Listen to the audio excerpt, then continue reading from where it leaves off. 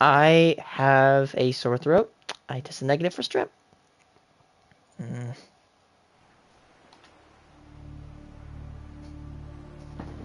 Man, I've just passed my 3rd day.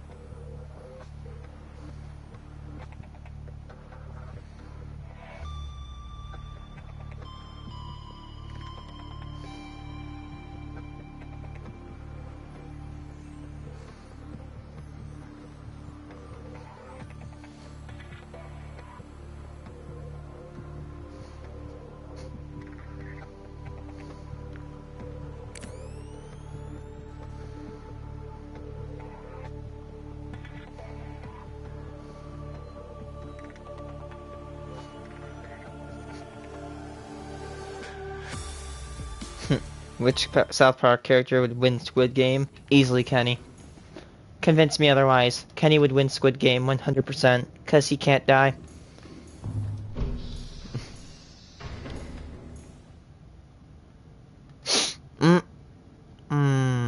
Yeah, not getting good.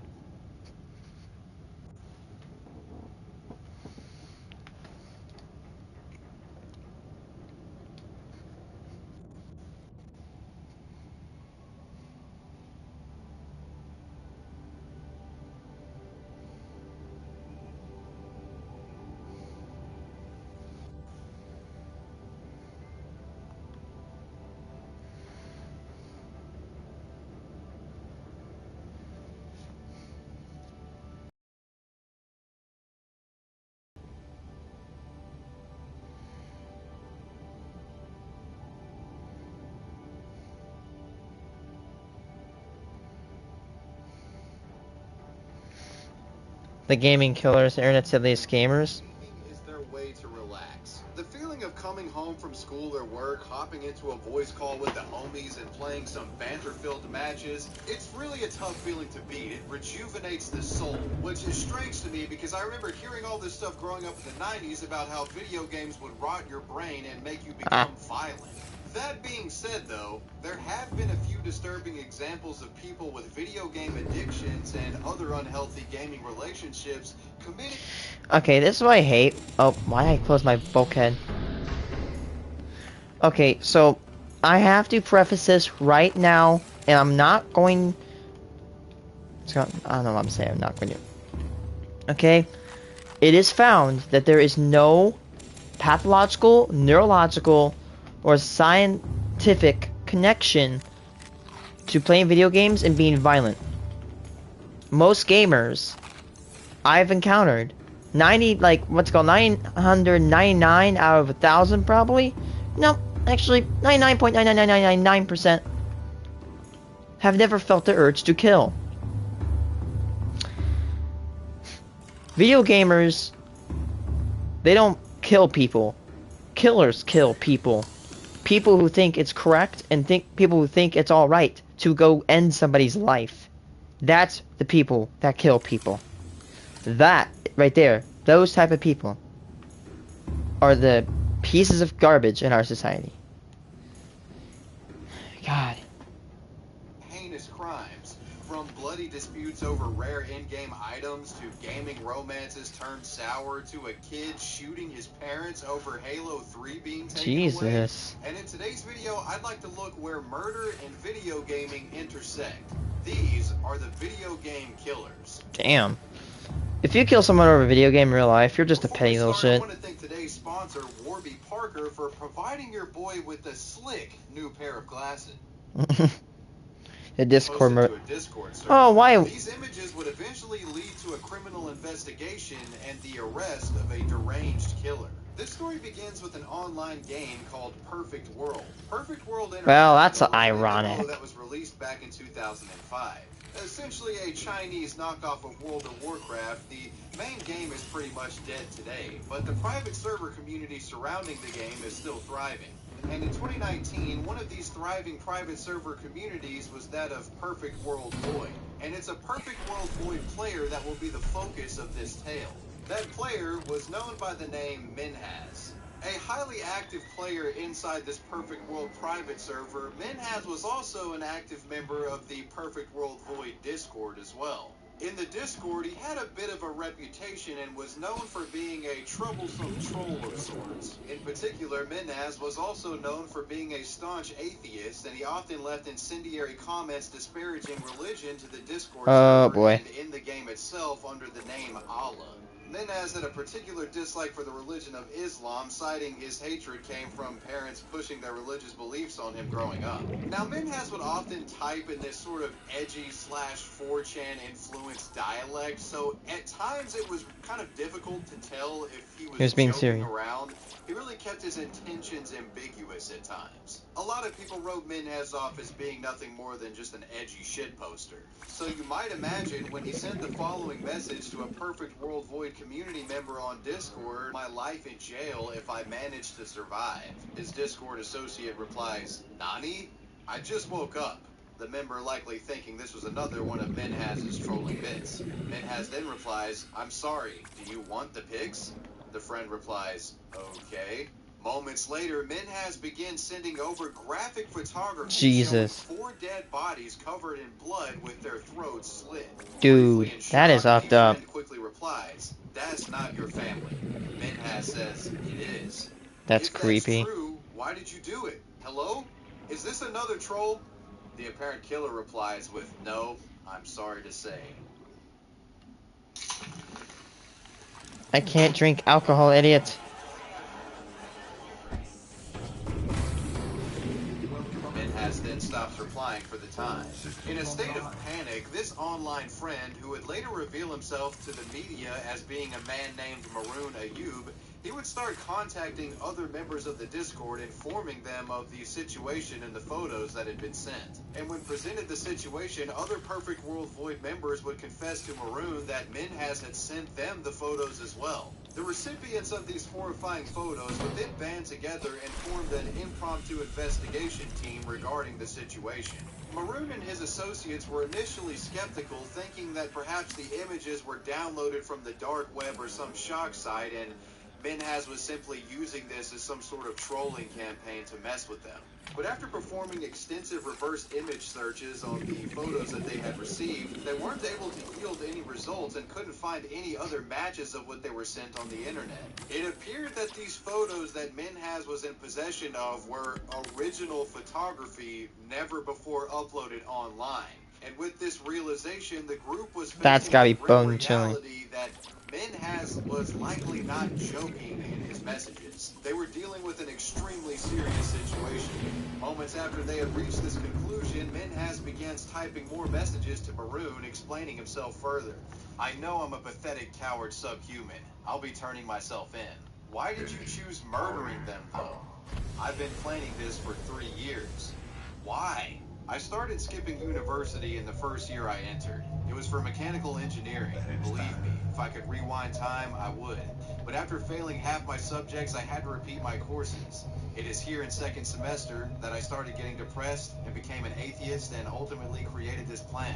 So for 3 I'm gonna years, I've get been more telling my resources parents I and I go need to to university, recharge. when actually I was just hanging out at the mall 4 days a week. The mall is on the same route as my university.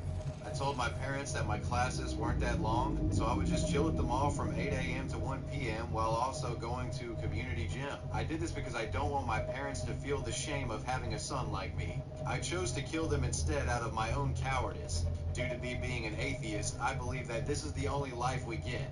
I know it might sound confusing, but what's done is done, and what had been planned has been concluded. I'm sorry if this makes you upset. Please try and remember the good times." So according to what Minhas had typed to Maroon here, it appeared as if the young man was living some sort of double life, lying to his family about attending college for multiple years, when in reality he was just skipping classes, going to the mall, and doing little more than playing a bunch of video games. And with this being college, there would be an eventual graduation date, and with this graduation date apparently looming, Minhas would decide to murder his family instead of simply going through the shame and telling the truth of what he had actually been doing for the past few years. Maroon replies, "It honestly doesn't affect me. I'm just sad that you chose to go this way. Though I am sure your family loved you since you were able to kill them through their trust of safety. Even if you were at your lowest spot, you can fight your way up. But as you said, what's done is done. I can't see why your actions make any good or sense. But you do.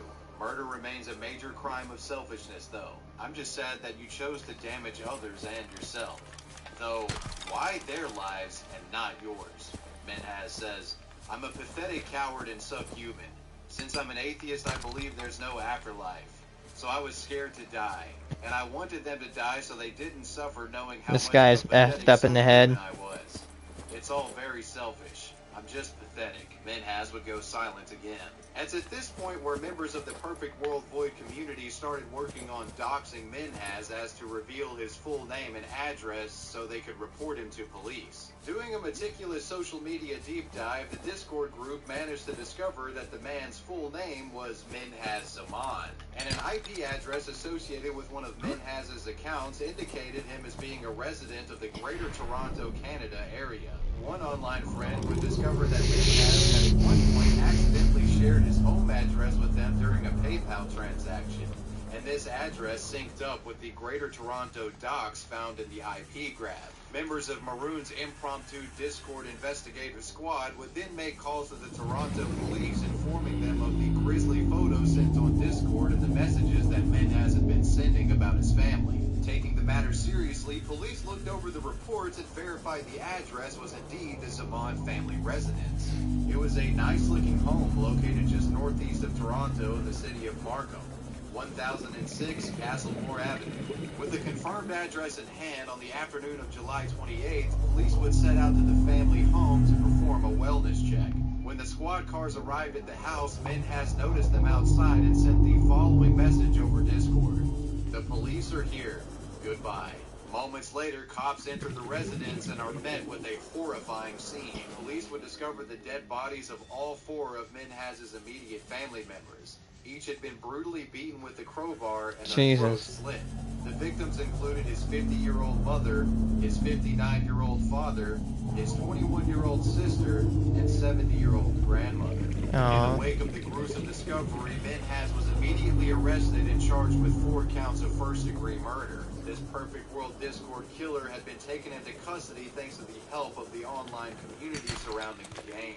It was later discovered by police that Minhas had actually systematically executed his murders the day prior. On the afternoon of July 27th, his father and sister went to their respective jobs. Mother and grandmother would remain home with Minhas. When his mother and grandmother would take a nap, that's when Minhas started his killing spree, killing them in their sleep. After dispatching the two, Minhas would log on to Perfect World and began messaging people about the killings on Discord. Several hours later, his sister would come home. The deranged man ambushes her at the door with a crowbar and slits her throat, killing her. Minhas would do the same around midnight to his father when the man returned from work. A community is in utter disbelief after How could you kill your own parents? Inside this house yesterday. We are live on Castlemore Avenue in Markham, where we are learning more about the 4 victims. A source tells City News they are the suspect's father, mother, grandmother, and sister. When news of the murder spread around the local community, the question being asked by everyone was, why? Well, it turns out the explanation Minhas had given to the Discord crew turned out to be mostly true, and that was actually his motive. Minhas would confess that he killed his entire family to avoid being shamed by them for flunking out of college. The man cited that he had been lying to his family about college attendance as far back as 2015. A lie like this wasn't sustainable forever, but rather than eventually have to tell the truth to his family, in 2016 he hatched a plan that dictated that he would murder all of his family. I think it's clear that this was a plan that he followed through with. Well, bold but smooth till the end. That's my spirit.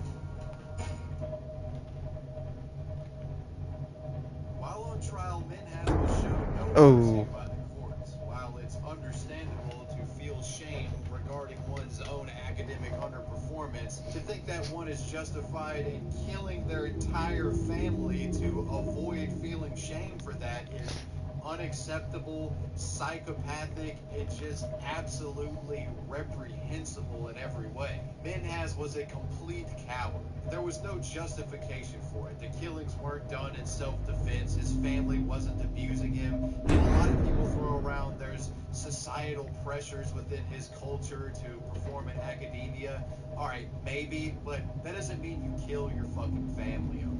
During No the kidding. trial, the judge presiding over the case had this to say: "It is difficult to imagine a more horrific way to take a human life than by slitting the victim's throat. Mr. Zaman did so not just once, but 4 separate times over a span of hours. No right-thinking member of society would see any remote correlation between the imminent disclosure of the secret of Mr. Zaman's non-attendance at school and the vicious taking of the lives of the 4 people closest to him." In November of 2020, Discord quadruple murderer, 24-year-old Minhas Zaman, would be sentenced to serve life in prison, with a chance of parole after 40 years served. Without the intervention of the Void Discord community, it's possible that Minhas could have gotten away with his heinous crimes. Perhaps if given time, he could have gone into hiding, fled the country, and assumed a new identity.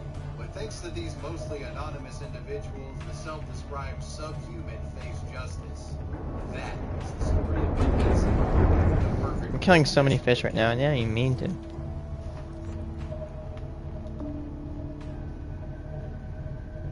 Our next story involves 2 Chinese gamers getting into a dispute over a rare in-game item. When one player betrays the trust of another, things quickly get criminal. This story begins with an old online game. Thanks for watching, by the way. Legend of Mir 3. Legend of Mir was a top-down isometric MMORPG released in 2004. Developed by South Korean studio We Made Games, the title was immensely popular in Asia and once maintained an active player base of over 750,000 users. While the game itself is now defunct and serves as a forgotten relic of the MMO era, a criminal case stemming from... Oh crap, no.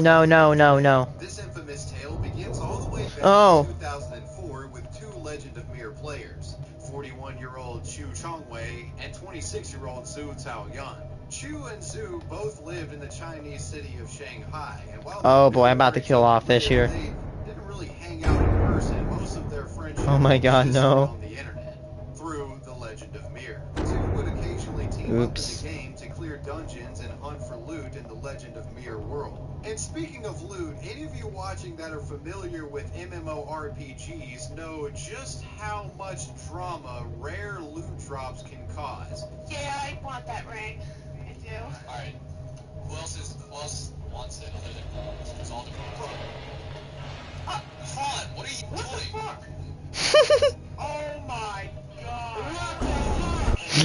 god.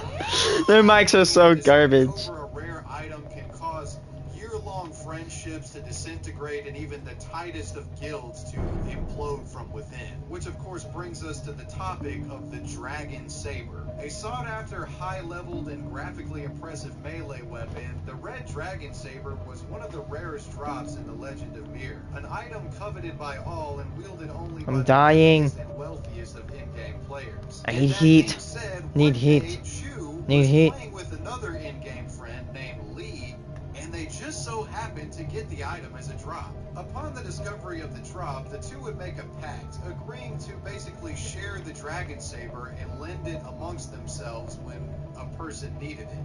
Now this is where Zhu comes back into the equation. Eventually he would learn of Chu's Dragon Saber drop, and he also learned that Chu was cool with lending it out to people.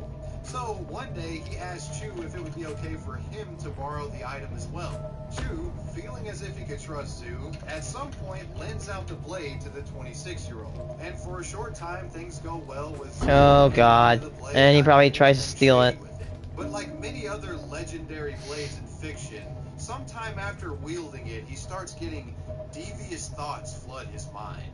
The man gets greedy. While in possession of the sword, Zhu finds himself browsing eBay and notes that people were selling on the site.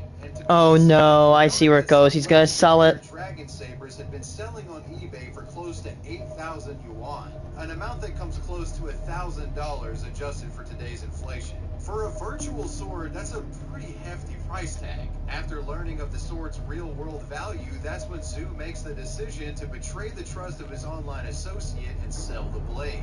The Dragon Saber would eventually sell to an anonymous individual for the price of 7,200 yuan, which comes out to approximately $900 adjusted for inflation. Naturally, time would come for Chu to ask for the blade back from Zoo. And whenever Zoo informed him about the sale, that's when Chu became enraged. Chu would ask for some sort of monetary split from the blade thief regarding the sale. The idea was entertained by Zoo for some time, but no money was ever doled out and the guy ghosted him. Furious, Chu would go to the police over the matter, explaining that someone had stolen his online item. But to his surprise, police informed him that there was nothing they could do about it. Dude, that is so petty. Property wasn't considered real property under the law, so technically no Rightfully crime so. actually occurred. Seeing that no justice would be served, that's when Chu takes matters into his own hands and hatches a sinister plot. In October of 2004, reports say that Chu would travel to Zoo's apartment complex on Kipu Road in the city of Shanghai. And in the early hours of the morning, the incensed man would break into Zoo's residence. Zoo is awoken by the intruder, but before he has time to process what's happening, he's attacked by a knife-wielding Chu Chongwei.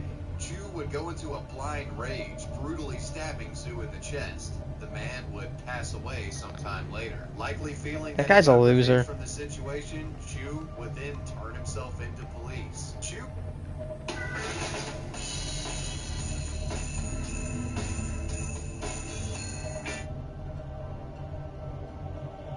would eventually be convicted of murder and was initially sentenced to death for his disproportionate response to having his item stolen in the game. However, the sentence would be reduced to life in prison. The family of the murdered young Zoo is quoted as saying this: "We want Chu to die, and immediately." While no such capital punishment was ever executed, Chu will have to live the remainder of his days knowing that he threw his life away over an item in a game that doesn't even exist anymore. Was it worth it?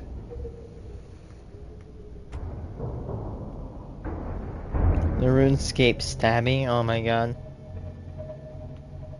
Our next story is a bizarre case involving a gamer and his long-distance love interest. After experiencing rejection, this young gamer goes to disturbingly extreme lengths to get revenge on his former online sweetheart. Our story really begins all the way back in 2007 with Shane Coffey from Weymouth, Massachusetts. 14 years old at the time, Shane Coffey was an avid RuneScape player and actually managed a YouTube channel at the time documenting his adventures in the MMO. Often known by his nickname is Ice the Elf and Xbox gamer tag Coffee522, Shane actually had some degree of success as a RuneScape content creator in the early days of YouTube. Several of his God Wars Dungeon tutorial videos received over 100,000 views, which is extremely impressive for this era of YouTube. Man, I spawned in a really good spot. One of the first to discover one of RuneScape's most notorious glitches, the infamous Mew glitch.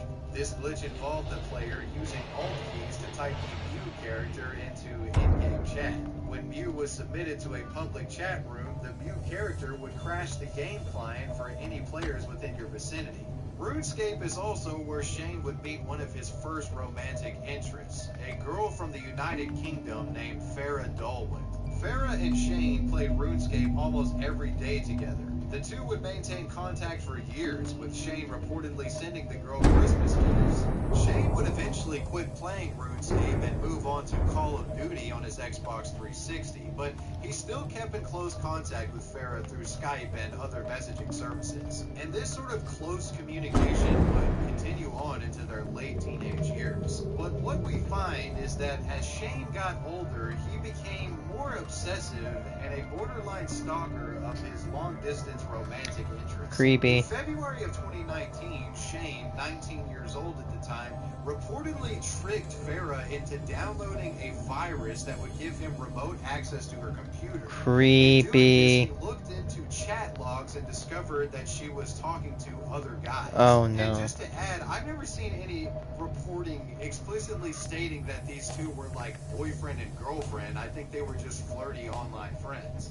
And let's also keep in mind that these two live literally thousands of miles away from each other, okay? When Shane Found it. discovered Farrah's conversations with other guys online, he completely blew up on her. This creepy invasion of privacy prompted Farrah to cut all ties with Shane, blocking him on Skype, WhatsApp, and other services. He was completely cut from her life. Apparently, the kid wasn't able to handle rejection because he immediately starts planning out revenge. If Deal you with thought it, the dude. computer virus bit was unhinged, wait till you see what he does next. In the wake of being rejected, Shane would purchase a plane ticket, fly to the United Kingdom, and book a hotel. Because Shane had previously exchanged Christmas presents with Farrah, he knew what her home address was. And on April 18th of 2014, Shane would make his way to Farrah's residence, equipped with break into the home and made his way to the young woman's room. As she was sleeping, Shane jumped on Farrah and began viciously attacking her, stabbing the woman repeatedly. Farrah screams for help, and moments later, her brother Muhammad enters the room. Muhammad springs to action, grabbing Shane's neck from behind and throws the blonde-headed intruder from atop his sister. It's at this point where Muhammad produces a metal rod. Using the rod, he quickly overpowers the knife-wielding gamer, beating him into submission. Battered and bruised,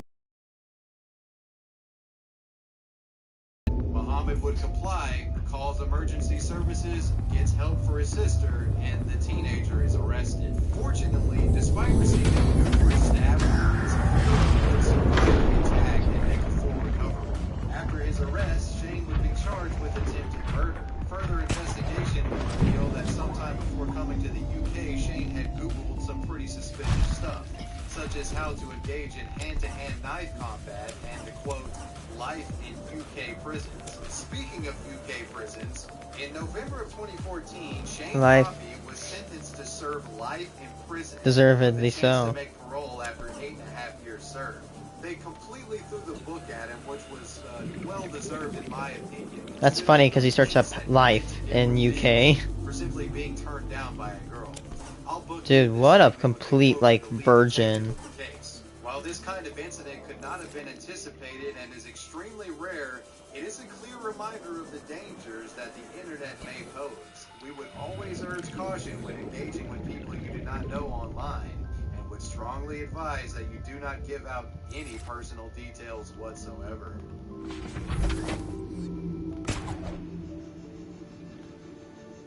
The Halo killer. Our next story is a deeply disturbing one, involving a seemingly well-adjusted teenager shooting his family after they took away his copy of Halo 3. Oh no, he took away his copy. I get pissed when my parents take away my video games, but I'll never get this furious. Living with his mother and father in their home in Wellington, Ohio, Daniel attended Wellington High School and had many friends. People that knew Daniel described him as happy and easy to get along with. Daniel's father, Mark Dietrich, was a Pentecostal church minister at a local church called the New Life Assembly of God. Daniel regularly attended services here, and clergy members described him as, quote, enthusiastic about the Bible. All things considered, Daniel was a good kid. However, in 2006, things would take a turn worse after he suffered an injury during a skiing accident. Following the incident, Daniel also developed a serious staph infection resulting in spinal cord injury. Daniel's health complications would require the once active young man to remain homebound for a year to facilitate recovery. During this time of limited activity, Daniel would pick up unsavory habits such as spending hours upon hours a day watching television and playing video games. One video game series in particular that would prove to be extremely addictive for Daniel was Halo. While this holiday, get loud at Guitar Center. While he was mostly homebound, Daniel was on occasion allowed to go to his friend's house, and it's here where he really got into the Halo franchise. When Daniel was with his friend, he would spend hours a day playing multiplayer, and he would become completely addicted to the game. Daniel wanted to play Halo in his house as well, but after his religious father discovered the game's ESRB rating, the aliens, and the excessive violence in the game, he banned it from the house. And seeing his son's growing addiction to Halo, he would give him an ultimatum: either stop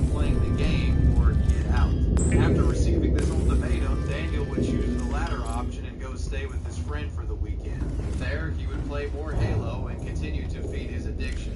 At this point, it's really the story of a gaming addiction deteriorating a family relationship, but it gets far worse than that. Oh boy. The time frame of Daniel getting kicked out of his house was in early October of 2007, and around this time, the newest edition of Halo, Halo 3, had been released to the public. In spite of his father's wishes, Daniel would secretly pull together the $60 needed and bought the game. He was eager to grind away at hours of multiplayer matches. How old was he? However, at some This man should have had a point, job. Daniel was returning home. His father catches him attempting to smuggle the copy of Halo 3 into the Petrick residence. After this discovery, the coveted game was immediately confiscated by Mark. The disgruntled father put the copy of the game in his lockbox next to a 9mm handgun. While Daniel was extremely upset about the confiscation, as days passed, it appeared he relaxed and came to terms with the loss of the game. But this state of placation was all a big show, as Daniel had formulated a devious plot to get his hands back on the game. On the evening of October 20th of 2007, Daniel would discover the location of his father's lockbox keys. While his parents were distracted watching television, Daniel would sneak into his parents' room and break into the safe, taking not only the copy of Halo 3, but also his father's gun. At approximately 7 p.m., Daniel reportedly walked up to his parents from behind as they were sitting on the couch. And it's at this point he's quoted as saying, "Can you two close your eyes? I have a surprise for you." That is addiction right there. Moments later, That is not a normal person. That's a psychopath. Not because he's a gamer. after shooting his It's what he family, does, Daniel what he would says. place the gun near his father's body in an effort to stage the crime scene and implicate his father for the shooting. However, while he's doing this, a visitor comes to the house. Daniel's sister and her husband would arrive to the residence for a planned viewing of a televised baseball game. Daniel knew these two were coming, but they arrived 2 hours earlier than expected, catching Daniel off guard. When the couple got to the door, they found it locked and Daniel wouldn't let them inside. However, eventually they managed to get in and discovered the horrific scene. Daniel, now in a panic, would take the keys to the family van and flee the property. He reportedly had plans to travel to his Halo-playing friend's house and hold out, but Daniel's escape plans would be thwarted after his sister dialed 911 and reported the murder. My mom is shot, my dad is shot, my brother's here. My brother said, don't come in, don't come in. Police would intercept the stolen Dude, van that and is take sad. the deranged teenager into custody.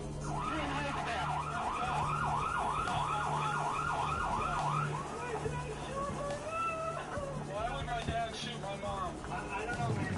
Please don't let my dad die.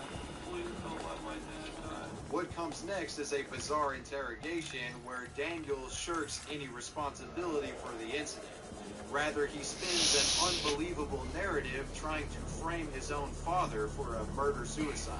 My dad was just yelling, just screaming at my mom. That is a video game addict right there.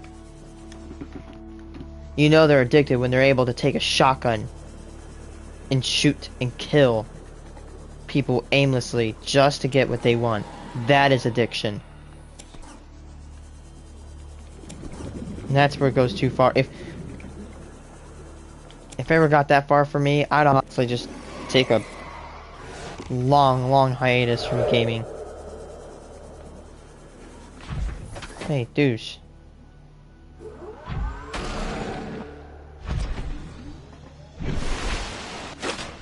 Then I heard my dad walking through his bedroom and walk back out. I ran out to my mom get shot. He pointed the gun at me. He said he was shot himself. The gaming-addicted teenager was taking no responsibility for what he had just done to his parents. Unfortunately, Daniel's mother, Susan, was sadly killed during the shooting. However, his father, Mark, would miraculously survive the attack despite a shot to the head.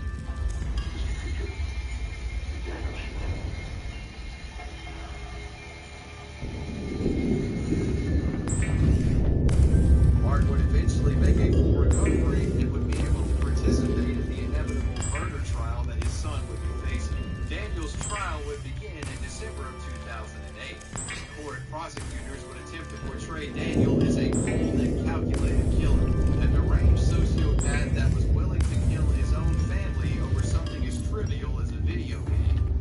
argued that Daniel had planned out his murderous plot a week ahead of time and attempted to frame his father after the killing. The defense would present a rather interesting case for that. Rather than attempting to deny any of the facts of what had happened, the defense tried to argue that Daniel was not guilty by reason of insanity, essentially claiming that Daniel's Halo addiction was so severe that it caused him to make irrational decisions out of his control in an effort to feed that addiction. His attorney would make an additional argument, once suggesting that Daniel was playing Halo so much that his perception of reality was warped by the game itself, noting that when players die or kill another in-game, they always respawn. You know, the argument basically suggesting that Daniel's mind was so warped and influenced by the game. No. He thought that he was born a psycho. they would recover, respawn, or just magically get better like Halo characters do. It's an interesting argument, but it would ultimately not satisfy the court. After the emotional trial had concluded, Daniel Petrick was found guilty of aggravated murder, attempted aggravated murder, and tampering with evidence. In June of 2009, 17-year-old Daniel Petrick was sentenced to serve 23 years to life in prison. He will become eligible for parole in 2030. A lot of time has passed since the Halo 3 shooting incident in 2007. Daniel and his father Mark have both had ample time to reflect on the situation. Prison interviews show an extremely remorseful son and a father that has learned to forgive Daniel for his actions. I can't count the number of times he's told me that he's so sorry for what he did and he'll never be able to forget himself. I can't count the number of times that he's and I just mom. I've always taken responsibility for it. I don't try to deny that. I know it's nobody's fault but my own. Your dad at that time was fighting for his life. When he finally came to, he said that he hated you. He despised you. Can you understand that? Absolutely. You know, could I blame him? You know, in light of what I did today, even if that was the way he still looked at me, could I blame him? I don't think I could. We all deserve forgiveness. And I will now continue to choose to forgive my son. I want to help him. I want to help get the word out to other people so these kinds of things don't continue to happen, like the Sandy Hook shootings. A tragic story of video game addiction and murder. That was the story of Daniel Petrick, the Halo 3 killer. And that wraps up my Video Game Killers Compendium. I hope you guys enjoyed. Oh, make sure you leave a comment below and leave a like if you liked it. I want to give a major shout out to my patrons. I appreciate you guys. Wavy Web Surf out. Peace.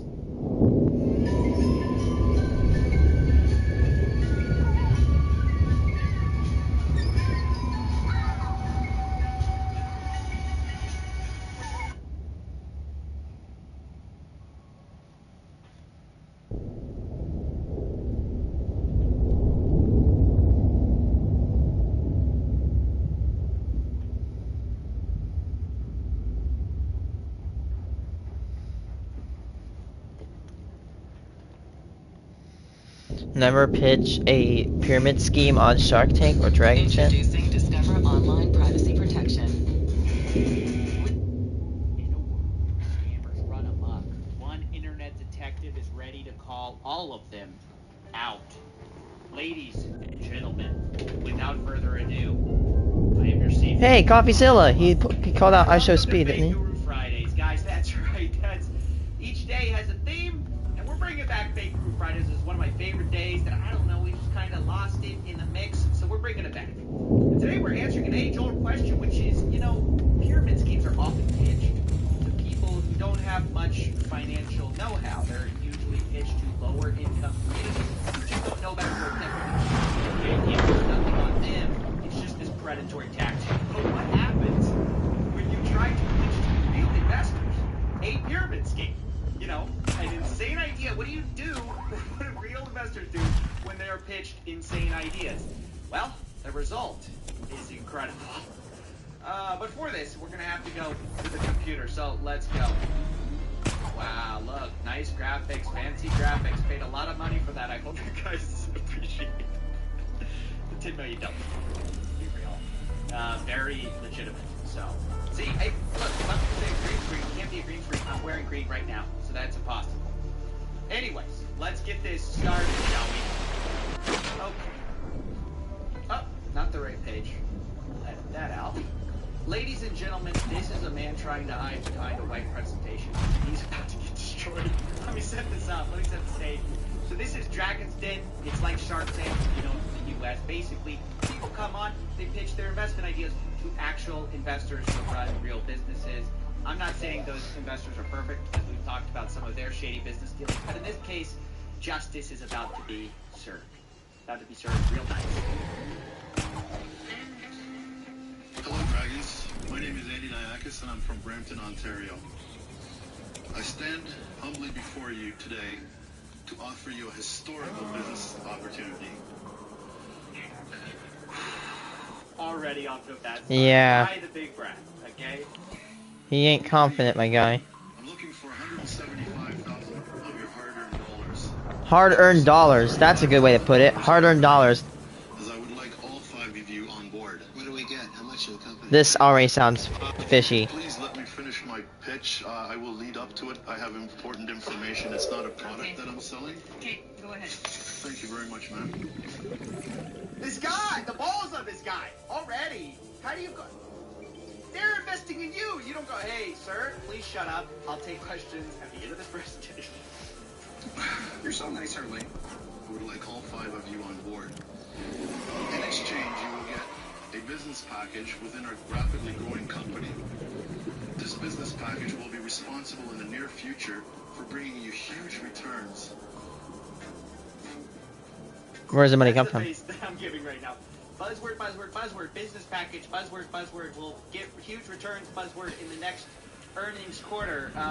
Where's the talk about equity? What are your sales? What's the real business? This is going to reward you with a lot of money in the future. And how?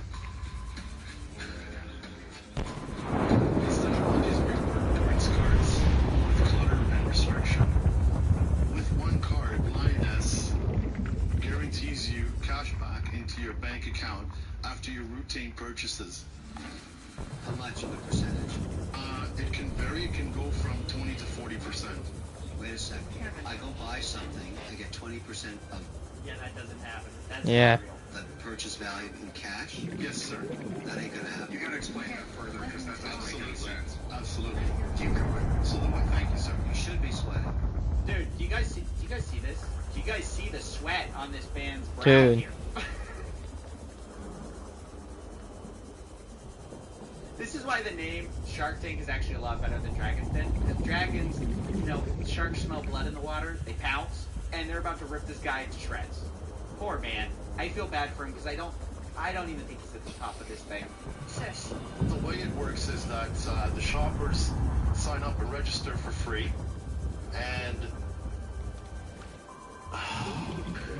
You can't even explain it. nervous. I know this is gonna end badly for you. I want you to know that. Kevin, I want you to...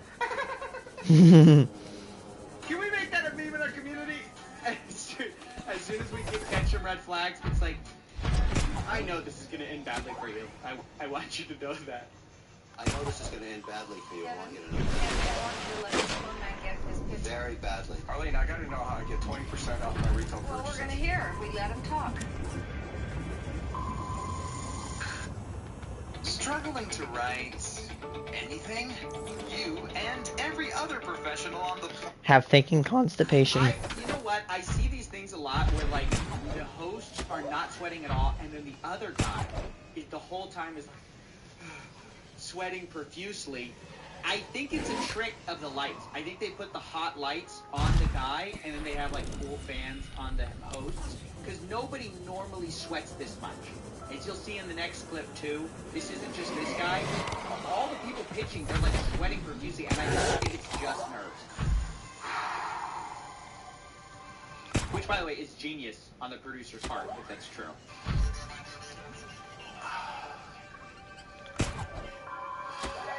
The shoppers register for free, and Lioness partners up with retailers to take a sales commission of the sales they generate that particular. I don't even think this guy knows what his own company does. I don't think he's the owner of it. He doesn't sound like it. Like he isn't confident in what his own company does. This is what all the MLMers do. You ask them what their company does, they're like, well, we have a distribution chain of logistics. If you get to the right tier and you get the override, it's going to go ahead and get you rich. They don't understand it. Retailer, depending on their profit margin, just like a commission-based salesman in a company. I get it. I don't get it. I get it. I don't get it. I'm gonna try to explain to you in a simple term. If I can help you sign us up, and then the deal is we should go sign up other people, right? Absolutely. And they sign up other That's a people. pyramid scheme. I literally learned that from a teacher who is really, really smart in that stuff. That is a Ponzi scheme. That is a dumb. That's dead ass that's a pyramid scheme. Here, I sign up and then I get paid if I go sign other people up. That is a pyramid scheme because it starts to spread. Let's say you get 5 people to sign up, and then those 5 people get 5 more people, so it goes 25, and then 125, and more. It grows and grows and grows. Oh shit, let's kill that fish. That's why they call it a pyramid scheme, because it starts making a web until the big dude on top gets. The pyramid scheme falls apart at the bottom, correct? Because every time you move to the top, the supporters from this is the shoppers, which register for free. Right. And they're motivated to go use their cards at all the Save money. retailers. I don't make any money if someone signs up underneath me. Yes, you do. I do? Absolutely. Oh. That's why it's a pyramid scheme. It's not a pyramid. Large foot circling above your head. This whole thing is just a roast. I mean, this should, honestly, this is the thing right here. This is manslaughter right now. Poor man getting obliterated. What's the cost of our business partner?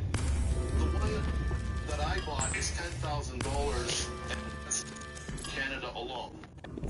$10,000? That's ridiculous. What, I've seen MLMs for like $500. $10,000. This poor man, he hasn't made his money back. This guy's a lowly peon. I guarantee it. He acts like it. Return on your money have you got now? So far, because I've been very busy. How many years ago did you give the 10,000? It's like that sweating meme. It's just profuse. I feel bad for this guy at this point. Now, at this point, knowing what I know, he's getting scammed and being humiliated all at the same time. So it is funny because he's trying to scam other people, but he also is being scammed himself. Since you find out some of these things, it's like you're getting scammed, but you're also scamming other people. It's terrible.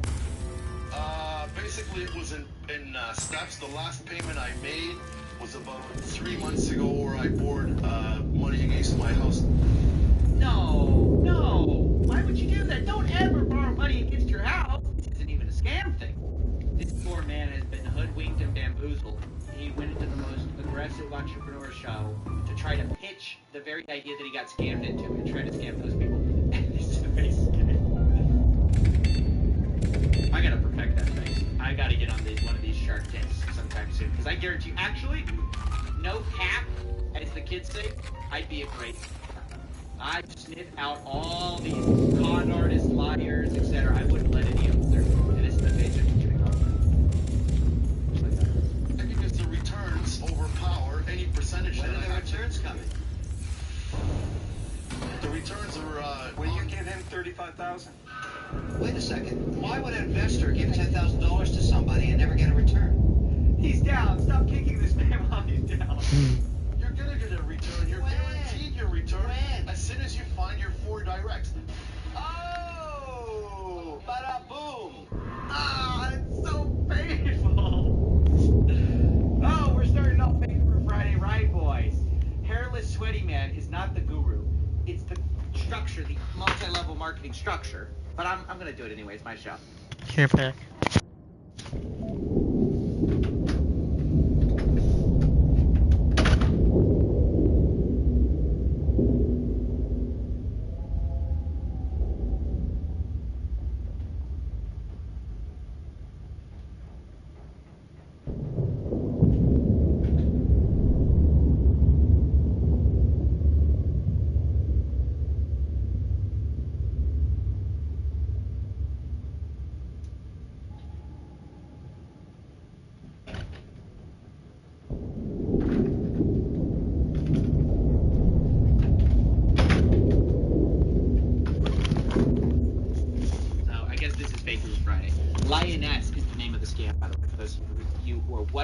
know if I told you guys that in the beginning. I thought we were just going to sign that together. But yeah, little give back scam. Where did you buy this from? From my Credit card ex-wife in Europe.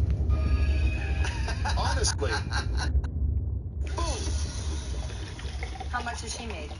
It's hard to say because it's in Hungarian forints. What? This poor man's life is falling apart, and Kevin Hiller's like, Honestly.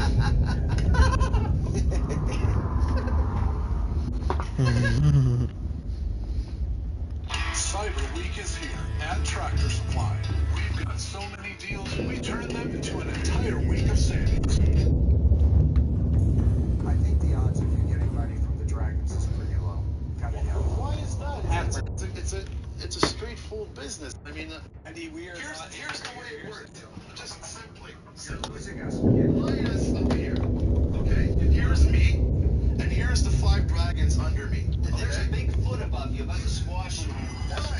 Oh, that was a roast. Just hold on, can you finish the analogy for me so that it's you? There's the 5 dragons underneath me, Got it? and they start to build. and they each pay me $37,000 for the privilege of joining a pyramid scheme. Yeah, that's gonna work. Their network Yeah. bigger because everybody that you bring in, they're gonna bring in So I somebody. start here, Yes. and then it gets bigger and bigger Bigger and and bigger bigger, and and then- bigger. What did I just make, Andy? That's a pyramid scheme! Can we get back to this nasty P word, the pyramid scheme? Yeah. Which, Ah, so we start here. Oops. Uh-huh. And he's like, yeah. What did I make, Andy? Oh, this poor man. You gotta feel bad. You do. is illegal. My friend, this is not something that I would ever invest in, and neither should you have. You have, I'm out. Yeah, I don't know if it's a pyramid or not, It is, but my reaction is, in my opinion. Looking at you, Lioness lawyers, in my opinion, okay? Maybe it is, maybe it isn't. That's why he said that, actually. He's literally so he doesn't get sued. not comfortable selling this to any of my friends or business associates. So I'm out. Andy, I think you should take any more money and invest it in this. It might not be a good idea. I'm out. Absolutely no way would I put money into this. This stuff is distasteful. I'm out. That's a good one. Distasteful. So, alright. Finish this up. It doesn't impress me. I am not impressed by Got this guy. the way it's operating as well. So, for that reason, I'm out. Thank you. They'll take that with you. You guys will see. You'll all see. When I'm worth $100 million and I've sold gift cards and credit card gift backs to everybody in the entire world, you'll see what boom. Now, if you're like me and you just saw that guy get eviscerated on national television, I'd stay away. If you're one of these pyramid scheme guys. No. The thing with pyramid scheme people, and this is the truth, this is honest, they believe in themselves. Like, deep down to the core, they've been indoctrinated that this pyramid scheme is going to change the world. So they don't see, like, what everyone else sees, and you're about to see that. Oh. This is already off to a bad start. What the hell? You look like you're about to try to revive Frankenstein with your little science experiment from the 3rd grade. This is not gonna go well. There's nothing sexy about what I'm seeing right now. Hello, Dragons. My name is Paul Lobo. This is Barry Ritchie. Okay. Our company is Air Oasis Limited. The purpose of us being here is we want £125,000 of your money, and in return, we will give you 10% equity in our company. Our product produces water out of air. And Barry is now going to give you a brief I'm about to say the same thing. I have a machine that produces water out of air. Congratulations, dumbass. You have a dehumidifier. And you're not going to believe this, guys. There's a machine like science fiction. A new realm. A new transcendence of humanity. But calm down. And, you know. Like, things that exist already. Ambitious plans for market penetration. Barry Ritchie and Paul Lobo's pitch for £125,000 of investment in their company Air Oasis certainly hasn't lacked confidence. But what's behind their confident claims? Theo Pavitas wants to know. Barry, Paul, I'm Theo. Hi Theo, nice to meet you. 7p a litre. Yes. Sounds cheap when you compare it with bottled water. Yes, but it's not cheap when you compare it to just filtered. Because there's units like that, just filtered. That's not, oh, without question. Without question. The difference is these don't need a water supply, so they'll be very good in humid countries. Without question. Where you can't get water to a unit. Most definitely. So the UK market's not actually going to be a very good market for this, is it? Well, I think it is actually. And there's a lot of people that are interested in reducing their carbon. Oh, no. Oh, no. I can already tell who this salesman is, the guy talking right now, not this guy, the guy talking. He's the salesman who everything always fits his mind. Come into the store, and he's like, oh, do you need a mattress? And you're like, oh, no, I already have a bed. He goes, no, mattresses are great for people who want a bed. And you're like, no, I just bought a mattress yesterday. He's like, actually, this mattress is great for people who just bought a mattress yesterday. And you're like, no, this doesn't fit what I need right now. What does it cost you to buy this? They're coming into me. Oh. The sweat begins again. I'm telling you, they have heaters on these people so that they sweat during the presentation. I know it. Because this is not a normal amount of sweat. Barry and Paul are confident of healthy margins, but Duncan Bannatyne thinks he's spotted a flaw in their plans.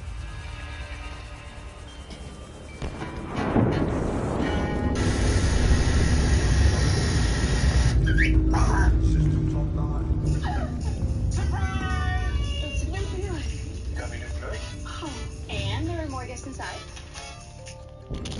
I'll tell you what I don't like about this process. Something you said in your pitch. What you're going to do is educate the public. You haven't explained how you're going to educate the public, and you're not going to educate the public.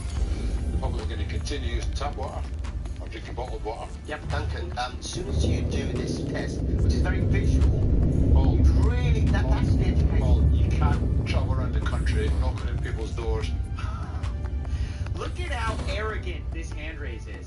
I've never seen something worse than this. I would never invest in somebody who has this face on. This is the smuggest face I've ever seen. And I know it's London or the UK, but this is pretty bad. Even for you. Knocking on people's doors, going in with 2 glasses of water and saying to people, look at the difference, buy one of these machines. You can't do that. You can't educate the public.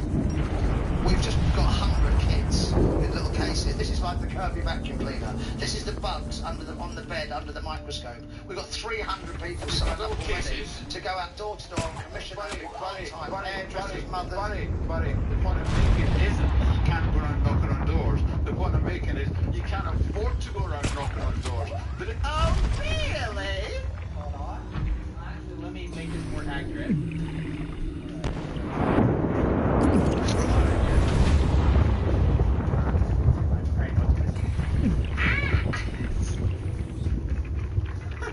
Oh, really? Really? I can't do it. Really? Huh?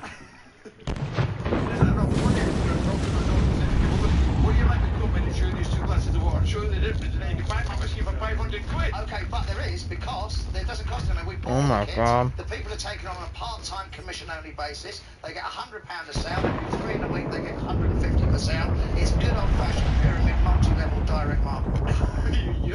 Oops. You know, you see, he got himself. It's good old-fashioned pyramid. That's a hell of a lot of people. Multi-level marketing. 3 in a week. It's good old-fashioned pyramid, multi-level direct marketing. Did you see? He went through. Oh gosh, I have to explain something for you guys to fully get the context of this. Pyramid. It used to be called pyramid selling. Then they rebranded it after everyone realized that was a scam. And everyone realized that was a scam, so they renamed it to direct selling. This guy has been in the game so long that he goes through fluently. There was invention on Shark Tank. Instrumart is proud to offer high-quality, high-accuracy calibration instrumentation.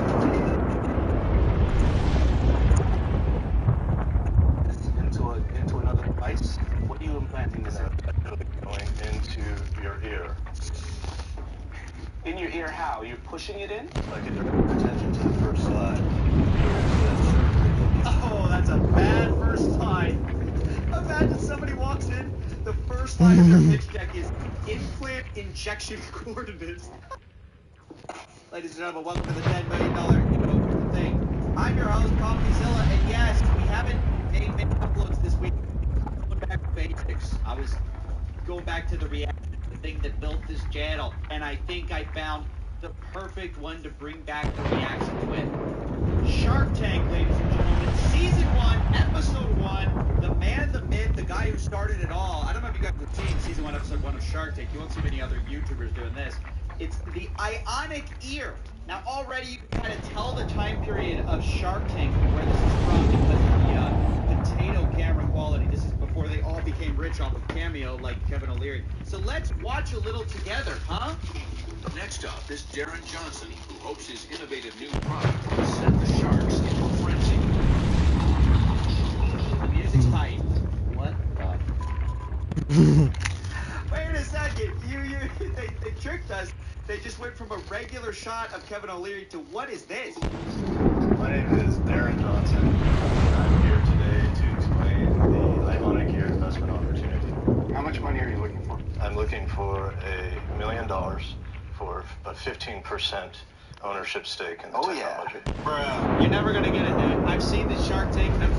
First of all, it's not even about how good your idea is. They always want like 80% of your company if they're gonna give you over like $100,000. If you've seen a couple episodes of Shark Tank, you know that's true. Anytime you say 15%, I'll take 80% of your company and every dollar you've made since then. What we have developed is a implantable Bluetooth technology. If you are one of the 40% of the users of Bluetooth technology that currently own it, you know that just the natural rhythm, walking many times, perspiration, the technology will fall off your ear. If you answer the call too quickly many times, the Bluetooth device will become dislodged. That's why we decided to screw it directly into your ear. Hey, this guy might actually be honest. I want to say that from the get-go. This is 2015. He might be the visionary we all needed. Because this indeed was a problem. I don't know if the answer was boring a hole in your ear, like it sounds like he's thinking, but it's interesting. I'm sorry, where are you implanting this? It's going into the device? What are you implanting this into? It's actually going into your ear. In your ear how? You're pushing it in? If I could direct your attention to the first slide, this is just underneath the ear. A surgery location? This is surgery. You would be under anesthesia. Oh my god. Oh, he wants to turn people into cyborgs. Okay. Yes! Okay. You're about to create a super villain laughing this guy off stage. He's gonna go, 2 years later, everyone's mind controlled by some ionic ear device. At the base of the device is a battery. Within its center are Bluetooth electronics, and at its tip, a microphone, a speaker, and an AC charging. Looks like a butt, like a thing that goes up your butt. Just surgery one-on-one. Sure. Darren, we're gonna operate on people. Yes, we are. We're gonna stick something. Looks like an anal probe for your ear. I don't believe he's not. Totally. He's like, yes, human test subjects, trial 1. Yes, we are. Darren, we're gonna operate on people. Yes, we are. We're gonna stick something in near their brain. We may not puncture their ear. You know what? This is pretty disturbing, and it freaks me out. I'm already out. How do I charge it every night? So we have You what? Is it Apple Watch? You gotta plug your ear in? the AC charging port. Should you stick that needle in your head every night to charge it?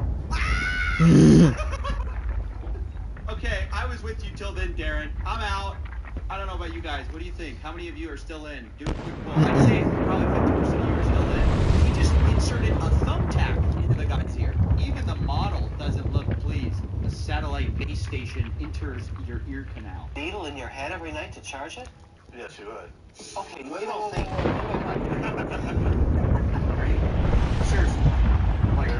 Seriously. It's like a small Q-tip cylinder. You know what's half the... Like, the first slide. Implant injection coordinates. You'd never say... Actually, make an idea that works. You'd say something like... Location.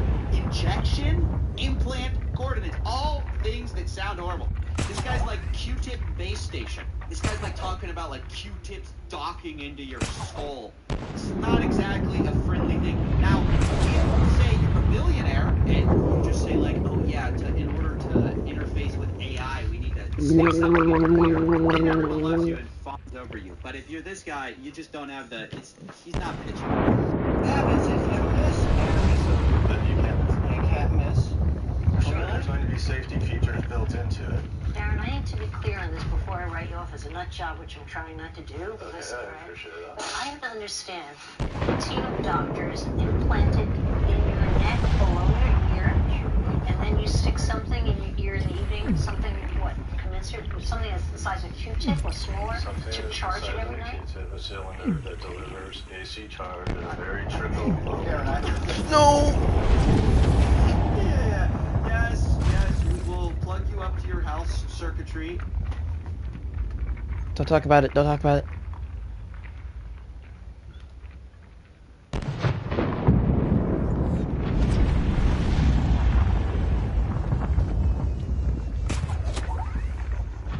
We'll be right back. Da da da da da da. Ladies and gentlemen, we are going to take a quick commercial break. We are now sponsored by Age Shadow Legans. Don't worry, we'll have a breaker installed. We can't miss. This guy is the best first guest ever. I can see now why the episode was a huge success. The show is a huge success. I don't know if you guys have seen this before. I had never seen this episode. How do I do an upgrade? I go back and get another operation? You would have to go in and receive an additional operation. Oh wait. What happens if the battery fails? You know what I mean? Like the battery fails and it starts corroding. Like what happens then? Also, how long would the battery last? If it was back then, it couldn't be more than like 2 seconds.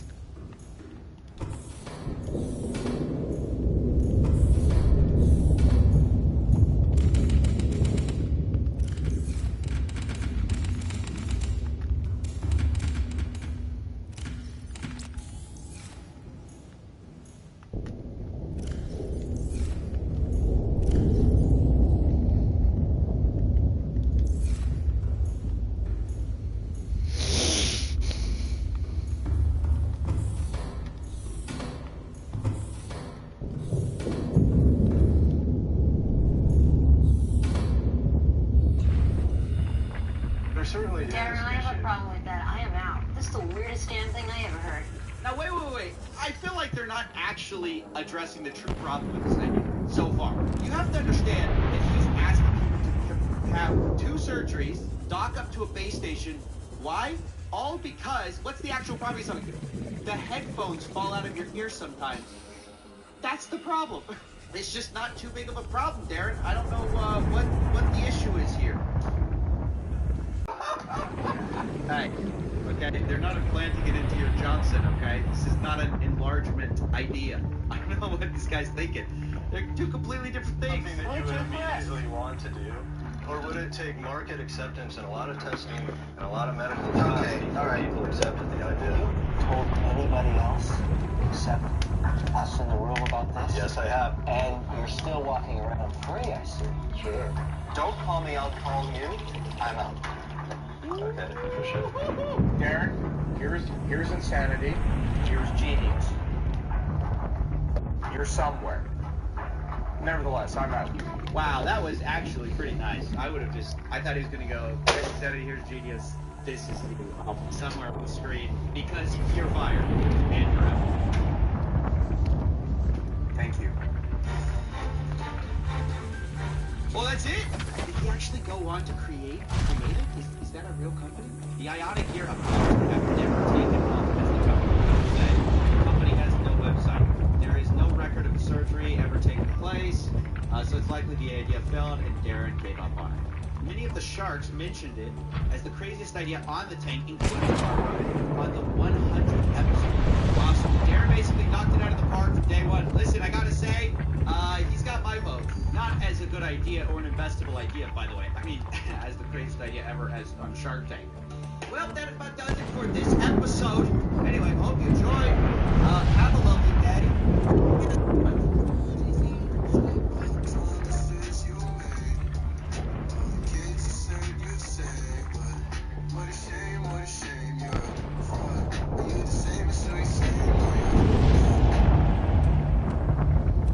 Cyber Week is here at Tractor Supply. We've got so many deals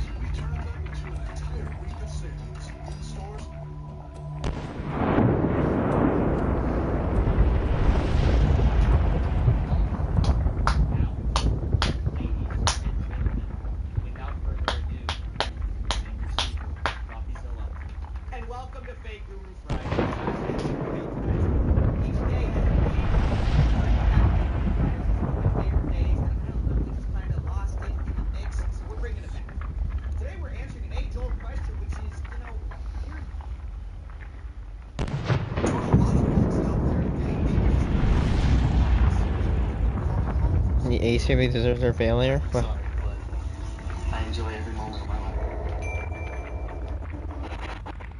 Their big Ace family home that they're always flexing is being foreclosed on. Ooh. They just no longer have their house, which is really the only visual we have that they're successful. I think that they bit off more than they could chew when they started hiring all this high-end talent. And now he's about to lose everything. And to make matters worse, they are getting foreclosed on their $10 million house. Everything they do seems to turn into a scam. Lawsuit. We're at about 12 lawsuits right now. It looks like maybe his wife is gonna leave him. Austin McBroom is such a freaking scammer. I hope this guy goes to jail.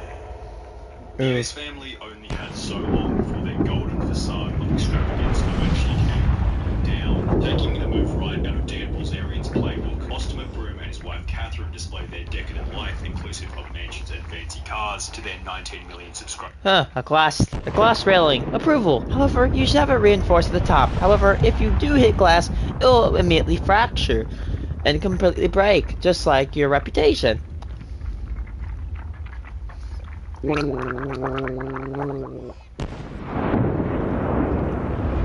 have a sore throat. Makes me feel better. On YouTube before being completely and utterly exposed.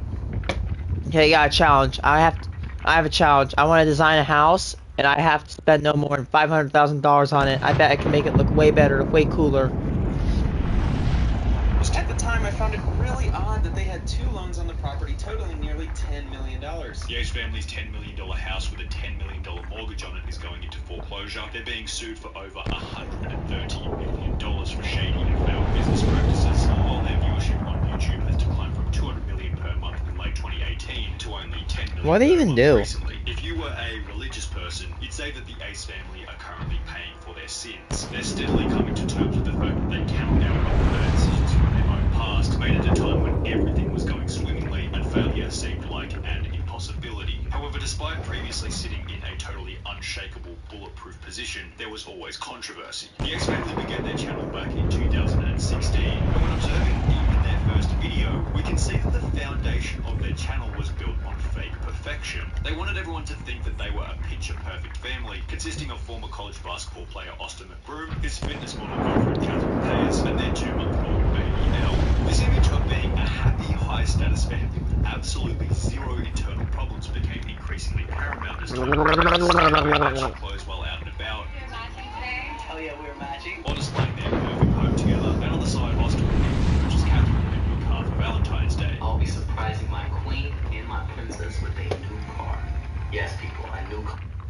Will it be... Okay, it better be like a Lamborghini, a Camaro, a Crosstrek. Okay, I did not know this. I've literally seen crash tests of Lamborghinis being crashed, and damn, they're built like Subarus, basically. It's impressive. So are Camaros.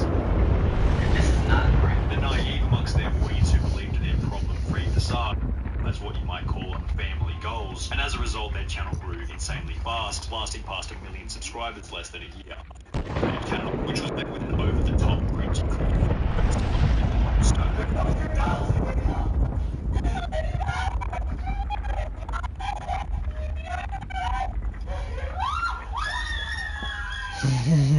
However, now that they had a following, people started to notice that their film called them out on the fake nature of their lives. It started somewhat subtly. For example, Catherine made a tweet stating, "I'm the most laid-back, chill, drama-free, overly calculated person you'll ever meet. If you don't like it, F off." If someone tries to convince you that their personality is this or that, it's probably best to assume the opposite. Because if they really were that thing, they wouldn't need to tell you. This highlighted pretty well in that Catherine states she's a laid-back, drama-free person in a combative tweet that required to F off.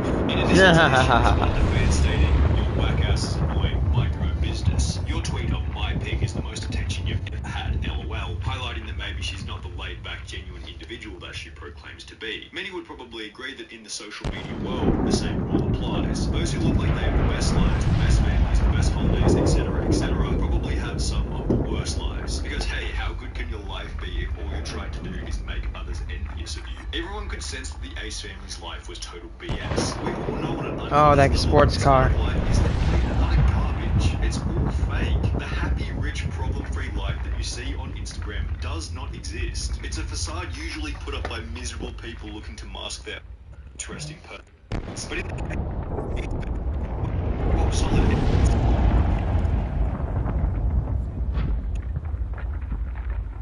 1.5 years after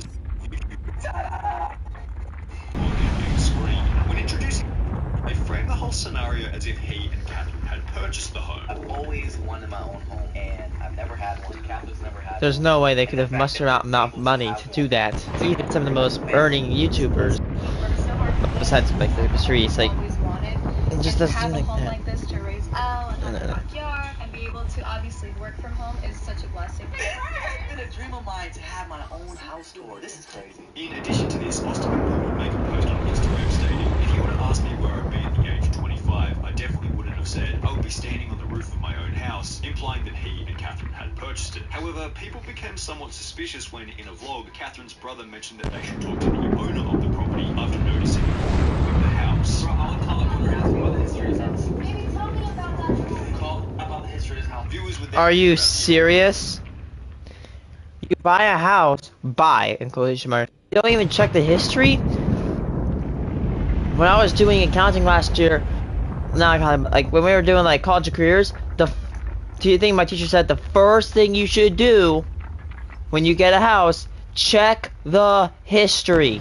That is the first thing you should do. To the property and subsequently discover records stating that it had last sold in April 2016, almost 2.5 years before they had moved in. Additionally, they would find another Instagram post by a rental agent who stated that he had just leased this exquisite custom estate in Woodland Hills, quoting responses such as, so apparently the new house they bought is just a lease. They're paying $17,000 a month to live in this huge house when they don't even need it. For what? They are idiots. They are always preaching about being so down to earth and humble and this and that, when instead of just buying a nice home in LA, they have to spend $17,000 each month just to live in this freaking mansion in Woodland Hills. Yeah, super down to earth. Though the Ace family wouldn't live in the house for very long. After only 10 months of living there, they uploaded a video titled "Someone Broke Into Our House," stating that while out at Disneyland, they had been robbed. We've been at Disney all day, and someone broke into our house. As you can see, this would, however, turn out to be another event that many considered to be a fake stunt for views. Viewers found it to be a little suspicious that the robbers decided not to take all the electronics that had been left out in the open on the ground floor. I'm so confused. They didn't take the wallet. They didn't take this stuff, including vlogging cameras, which are integral to their YouTube channel, which are expensive. Okay, I don't like I don't condone robbery. But if I rob her, okay, like look at it. If you're robbing somebody, if I break in your house, I'm stealing anything valuable that I can carry away with me. That iPad and that phone, easily. So one of my use more stuff. There you go. And that laptop too. Stack it up, stack it under that iPad. You can easily carry it out.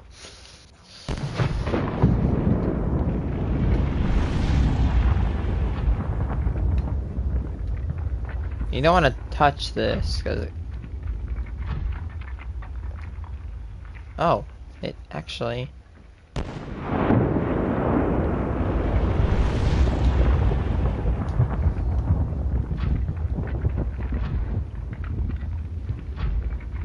Seek fluid intake immediately.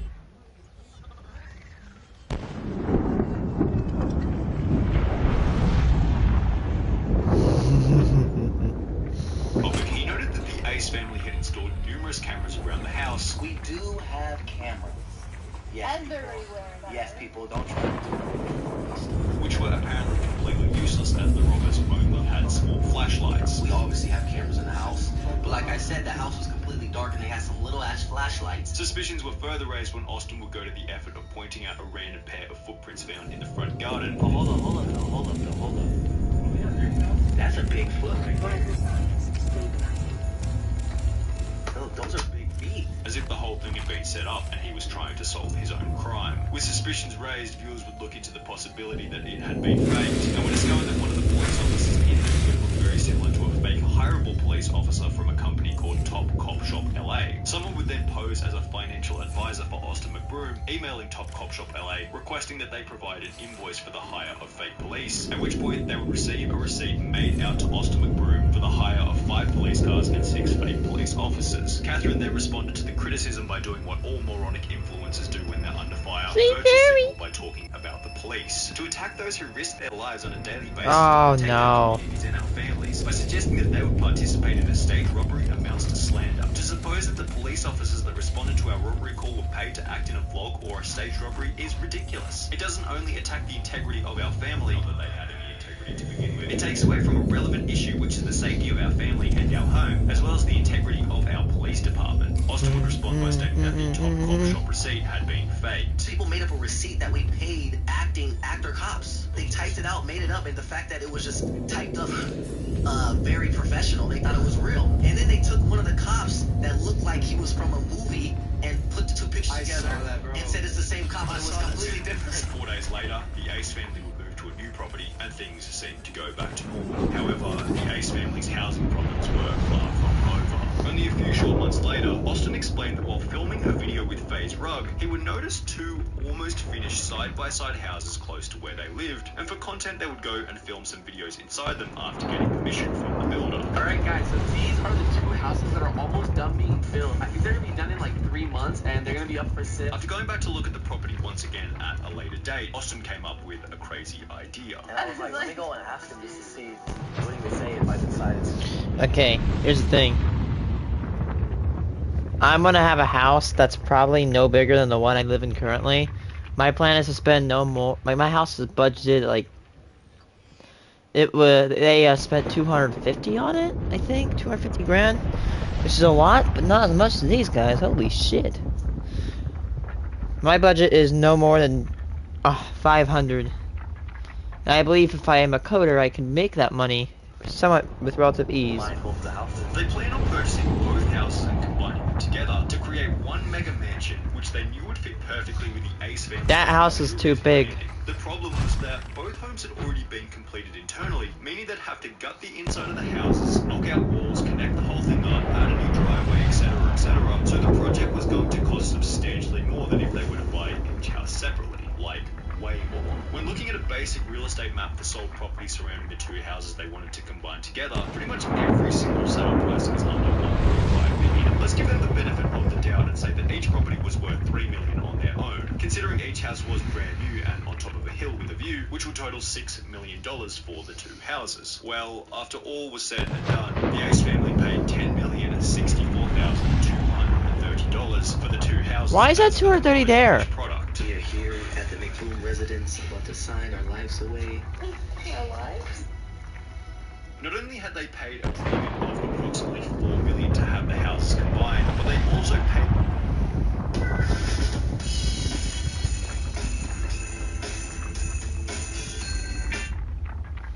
paid $10 million for a property in an area where very few had sold for more than $2 million. However, just in case the purchase wasn't stupid enough already, it was then revealed that they had financed the entire $10 million from two different hard money lenders. At the end of July 2019, the McBrooms took out a hard money loan of $8.85 million from Five Arch Funding Corp and another $1 million loan from TMK Development LLC, who I'm assuming is also a hard money lender. Hard money loans are expensive loans used by house flippers that almost always have a 1-year payback term.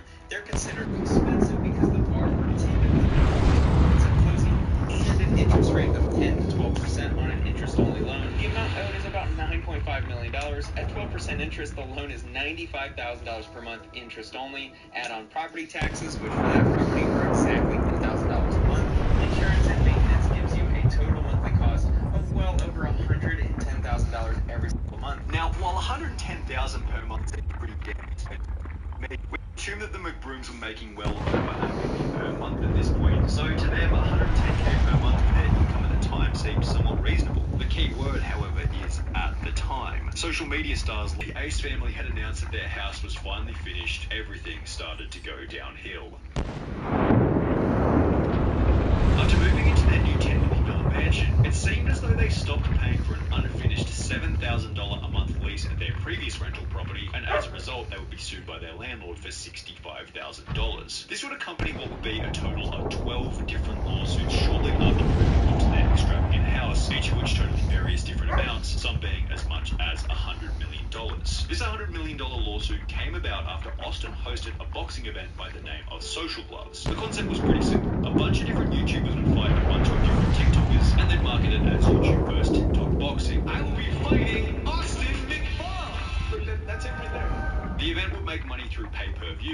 had proven successful by the likes of Logan and Jake Paul. However, Austin McBroom of the Ace family set his expectations way too high. He estimated that the boxing match would earn a total of between $200 and $500 million. However, on the day of the anticipated event, it would sell only 136,000 pay-per-view subscriptions, which at between $50 and $90 each totaled an absolute maximum of $12 million. For this reason, those who fought in the event failed to receive payment for their participation and began to file subsequent lawsuits, one after the other, against Austin McBroom. None of the fighters have been paid. Nobody's been paid. Nobody knows what's going on.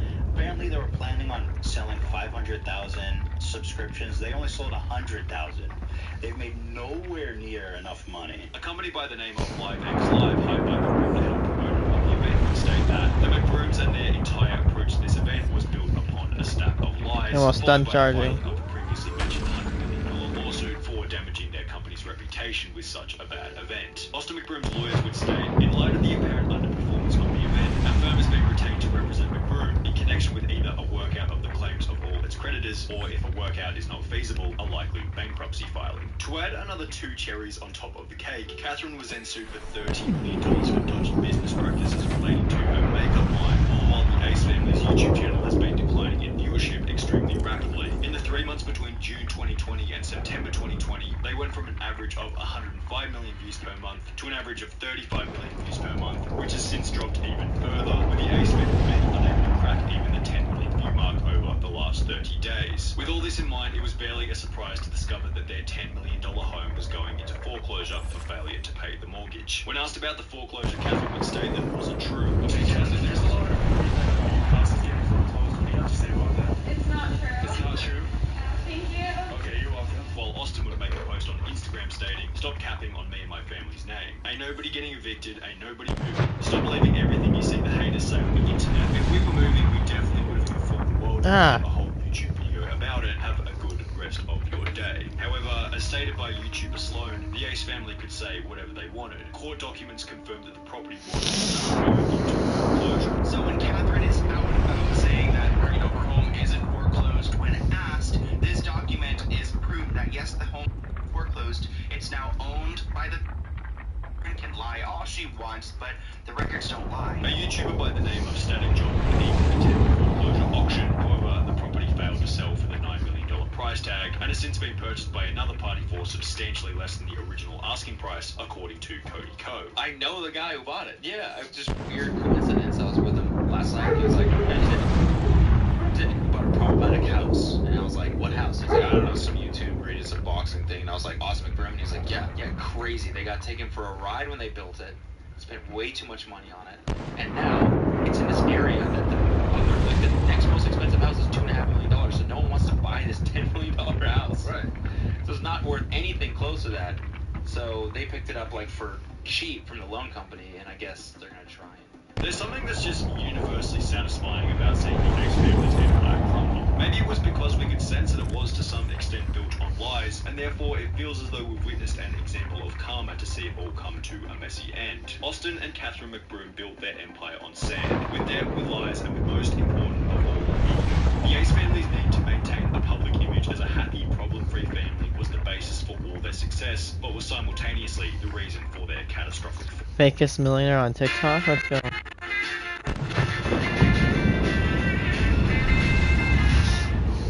When Sam Pepper changed his TikTok description to the two words of lottery winner, then claimed to have purchased an island in Thailand for $8.9 million, it was certainly bizarre and suspicious. I have to budget around $3 million. I can drive my speedboat directly in here, put a panoramic window right in here. I shook it.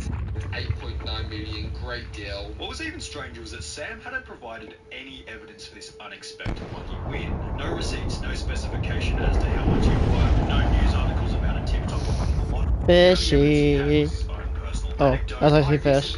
No, pun intended. And a 7 million view TikTok of him looking at islands in a small wooden boat. So when Sam Pepper was unable to provide any evidence to support the fact that he had any money at all, it was hardly a surprise. As those who know the past of Sam Pepper, from his active persona on Big Brother to his fake pranks on YouTube, know that his entire career has been built on lies in a similar fashion to Dan Bilzerian, who he unsurprisingly happens to be an acquaintance of. Judging from an Instagram photo taken out the front of Bilzerian's LA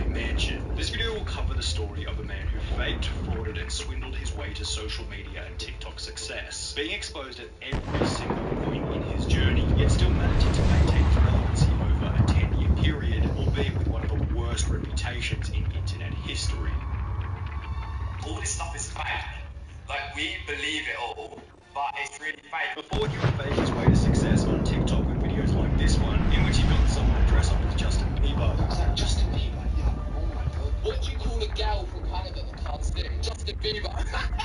Sam Pepper had a prolific reputation on YouTube as one of the fakest pranksters on the platform dating back to the early 2010s. So I worked out, oh, okay, I can do these pranks that these other channels are doing, and I can just fake them. I can just, like, make fake videos. However, prior to even this, Sam Pepper had already begun to show his fake persona to the world in 2010, when he would appear on the show Big Brother UK for the very first time. In his Big Brother profile, he claimed to particularly dislike girls who put on a dumb act, yet this is seemingly what Sam began to gain a reputation for in the early days of his online career. However, one advantage that he did get out of his appearance on Big Brother was traffic to his brand new YouTube channel, where he began to do pranks at a time when there were barely any other YouTubers doing pranks on the platform. And there's like 3 channels that make pranks. There was me, there was like Prank versus Prank, and there was Ed Bass. So really, they were the only kind of known prank channels out there. And in the beginning, it was obvious that they were real. The reactions felt authentic, and there was way too many people in each video for Sam to have been paying all of them. I'm really sorry, guys. I just farted. Sorry, guys. I just farted. You should have respected our manners. Yeah, sorry, man. I couldn't hold it in. You think you are? I know. I'm sorry. I did say sorry.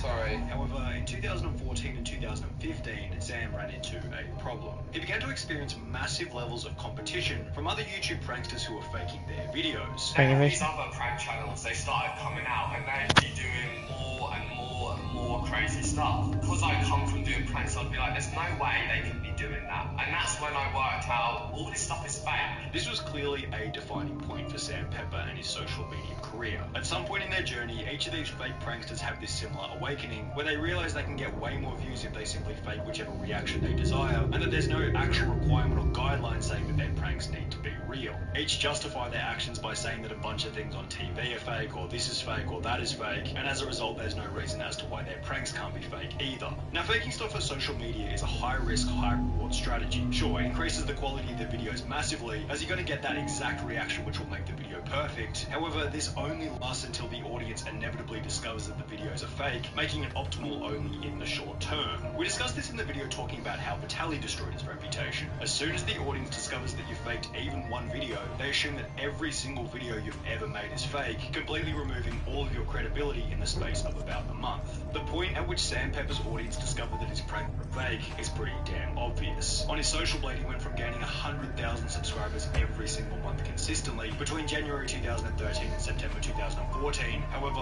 1 month later in October 2014, the growth not only stopped, but it began to lose around 10,000 subscribers every single month. The catalyst for this massive dive in viewership was a video titled Fake Hand Ass Pinch Prank, and after receiving a barrage of criticism from other YouTubers, his most recent fake hand ass pinch garnered the most negative attention because he was grabbing women's bottoms without their permission, as well as a trending hashtag on Twitter stating report Sam Pepper. He had no other choice but to admit that the video had been faked. I want to say that all the videos were staged and scripted.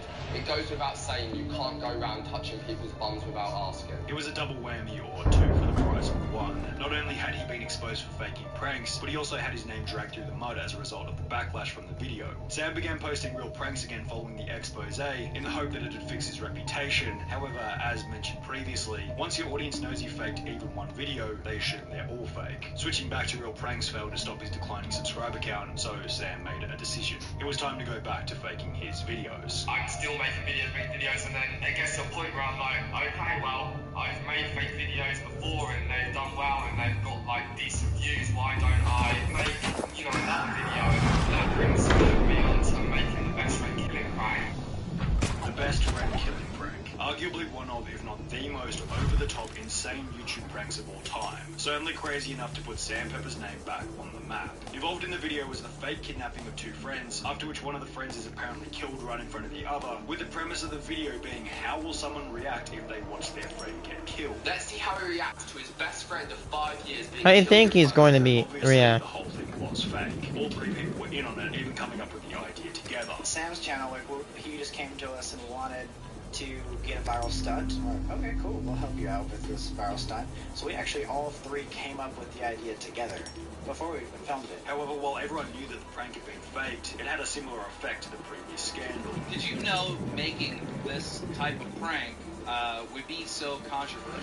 All it did was once again reveal to everyone that Sam Pepper was the kind of guy to fake his videos, reducing his credibility even further. With this in mind, it's no surprise that almost all of his audience bailed on his YouTube channel from that point onwards. He managed to stop the decline of his subscriber count for a couple of months in late 2016 as shown on screen. However, he'd thrown the towel only a couple of months later, uploading his final video on the 5th of March 2017, before departing with a legacy as one of the most deplorable fake pranksters in YouTube history. Around a year later, he'd show up on the CX network doing some IRL live streams alongside Ice Poseidon.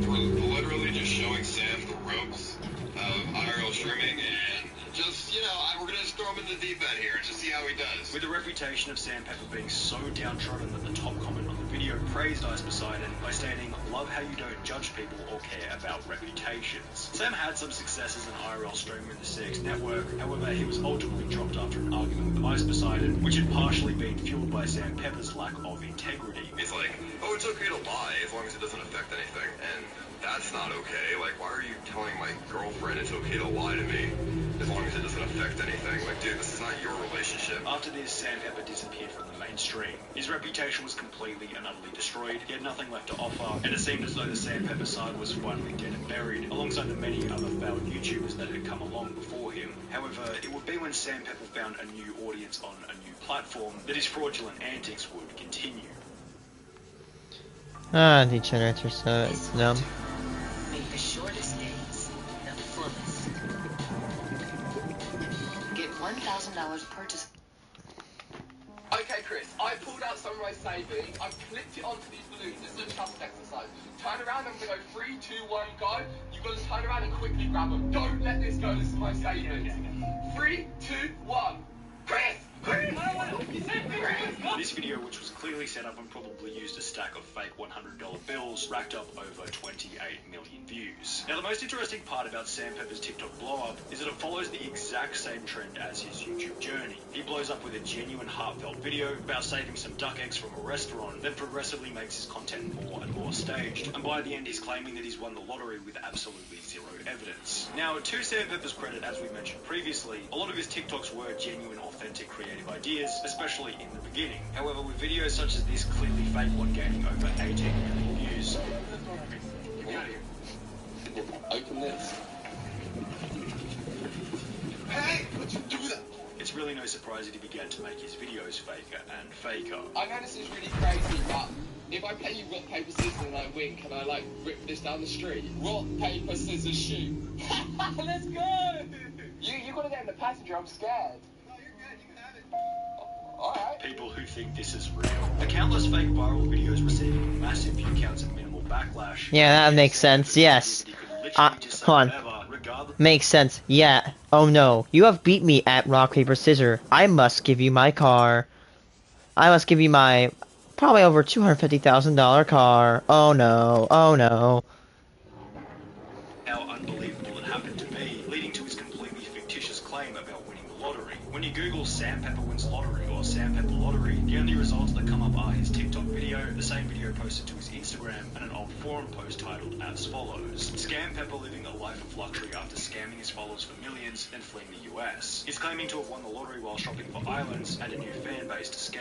This refers to the whole Save the Kids scandal that was exposed by CoffeeZilla back in July 2021. In the final episode of his series, CoffeeZilla discovered that Sam Pepper was potentially at the heart of the entire scam and had fled the USA to move back to the United Kingdom. It looks like Sam Pepper is fleeing the United States to escape legal accountability for what happened. But I asked him about this, and he, of course, denies this categorically. Therefore, this post stating Scam Pepper living a life of luxury after scamming his followers for millions assumes that he does actually have the money, only that he's covering it up by saying that he won the lottery as opposed to the truth, being that he might have received it from the Save the Kids crypto scam. Although, in order to that was controversial. Island in Thailand, you're probably going to need around 50 to 100 million in order for it to be a comfortable purchase, while Sandpepper has had a fairly successful social media career, I doubt he has access to that kind of money. Obviously, the easiest way to put all of this to rest would be for Sandpepper to simply provide some kind of evidence for either winning the lottery or the purchase of the island. However, with a track record like Sam's filled with fake video after fake video, it seems pretty obvious that like the rest of his entire career, this is nothing more than yet another hoax.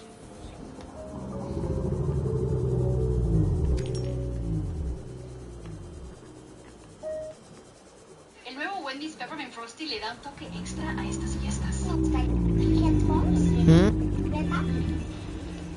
On your basketball, a console. Why Skeppy's Different reasons as to why Skeppy's viewership has fallen from over 100 million views per month in mid-2020 to sometimes less than 10 million per month recently. Sure, we can make it simple by stating the obvious. Skeppy's reputation has taken a bit of a hit over the last couple of I used to watch Skeppy, but then he kind of got annoying. Anyone else feel like that is what happened? You know, I don't know. It just feels like he's just fallen off grace. He just kind of got annoying with me. Again, one more time. I like to watch him, but I don't know why, but I kind of got annoyed of him. However, looking at the much of his videos being fake, the bizarre scams he's been involved in on Fiverr, his failure to pay both his artists and the winners of his competitions, while at the same time examining the decreased quality of the video style within the content itself. The most interesting part is that the reason behind why his reputation began to decline in the first place is actually completely unrelated to any of these previously mentioned points. It was rather derived from somewhat of a strange place. His friendship with another Minecraft YouTuber by the name of A6D. Skeppy and A6D's friendship began back in late 2017. Skeppy's channel sat at around 200,000 subscribers. At the time, A6D had simply been a fan of Skeppy and would therefore regularly donate to his streams, claiming that he was Skeppy's #1 fan. However, A6D wasn't really happy with simply being a fan, so he began to invite Skeppy to his server, which Skeppy would join for a video with the goal of seeing how his #1 fan would react. I've been getting a ton of emails to go on this guy's server because apparently his friend is my quote-unquote biggest fan. After joining, Skeppy would find out that A6D was actually French. I think this is the guy, my biggest fan. That's what I was told, and he's talking. That's French, right? Creating a language barrier, which resulted in a hilarious video. With comments such as, "This guy is hilarious, please do more videos with him," the collaborations between Skeppy and A6D continued, during which they would come up with the idea that A6D should troll Skeppy's other friend by the name of Bad Boy Halo. This led to another video called So the French Server Owner Finally Trolled Him, in which the hilarious dynamic between these three Minecraft YouTubers was put on full display. How long did this take you to build this? 14. Just say 14. Just 14. 14 days? 14. 14 what? Days? Yes. Hours? Yes. No, which one? Days or hours? Minutes? How long did it take you to build this? This is really good. Yeah. 14. How many, like, is it days, hours? Let's just say 14. How many what? 14 what?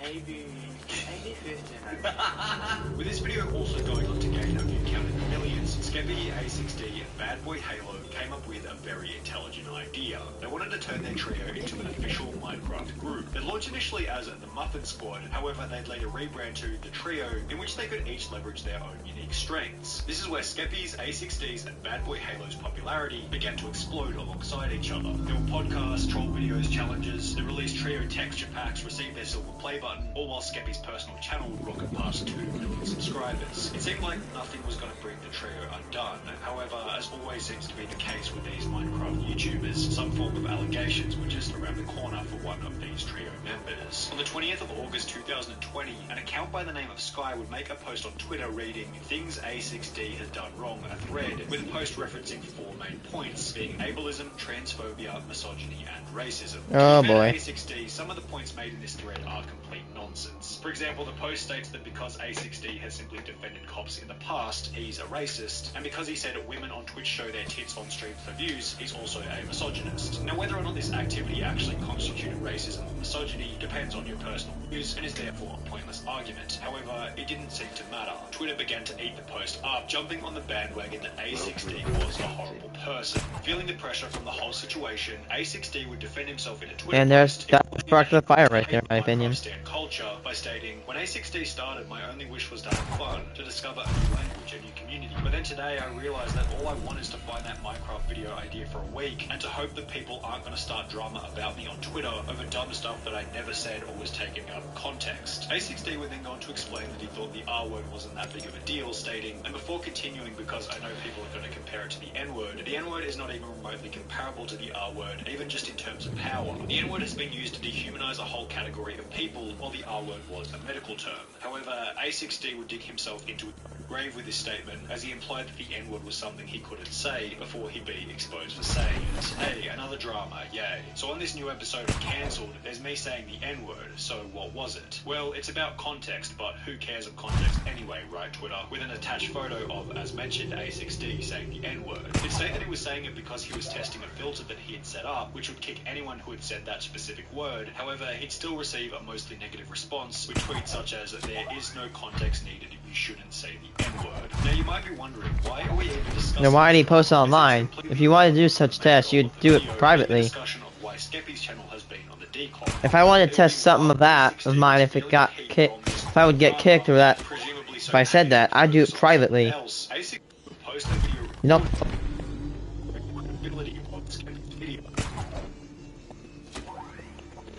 Video like the French server was called fake.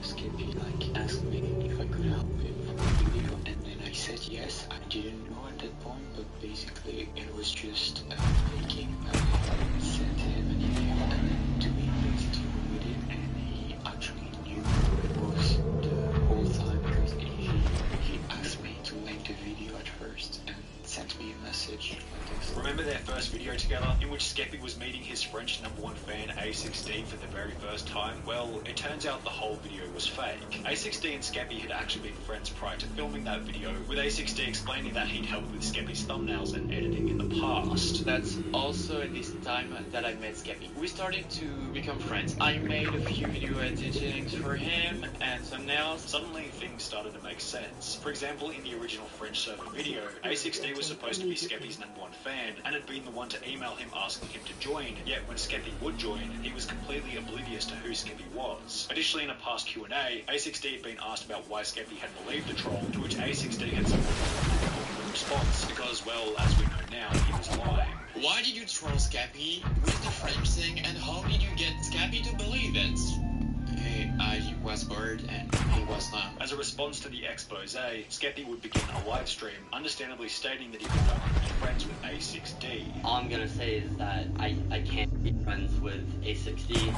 This has nothing to do with Twitter drama or any of that. He knows why. I know why. I'm willing to forgive him, just not today. And I'm just leaving it as that. A6D would then host his own live stream talking about Skeppy, which would deepen the beef even further. He made a stream on me, talking for like half an hour, saying things about me. So that was the only thing that really got on my nerves a little bit. The drama would also unfortunately mark the official disintegration of the Skeppy, A6D and Bad Boy Halo trio, with Skeppy stating, "This isn't an easy post for me to make, however I've decided to step back from the trio. There were so many times where I distanced myself from drama, but always found myself affiliated with it because of the trio. It was really draining for me, and that's something I don't really want to be a part of. However, this wasn't nearly the worst thing that had come about as a result of the drama. Suddenly, people began to question whether or not Skeppy's other videos could also be fake. For example, there was this video in which Skeppy would apparently order 72 pizzas to Bad Boy Halo's house, yet Skeppy wouldn't actually show the entire phone call in which he apparently ordered the 72 pizzas. Hi, what's the most amount of pizzas I can order? I'm having a party right now. Oh, okay, cool. Alright, have a good night. I ordered it. Then when the pizzas showed up to Bad Boy Halo's house, he'd only showed 3 pizzas being opened. How do we know that he didn't only order 3 pizzas and sit them on top of empty boxes? Plus, there are only 37 pizzas in this shot. Where are the other 35 pizzas that you claim to order, both the title and in the video? A user on Reddit would notice that in another video titled, "I got in a call with the scummiest owner ever," the scummy owner in the video sounded suspiciously like his friend Zalcom with a voice changer. Okay, so basically I was going through some of Skeppy's old video. I managed to find the scummiest owner's voice sounded exactly like Zalcom. So basically, all you have to do is just pitch up the voice because he's just made his voice deeper by turning the pitch down. However, all of this was still just speculation. I mean, come on, there was no way they could actually prove that any of these videos had been faked, right? Wrong. In 2021, a user by the name of TechTom would post a tweet longer titled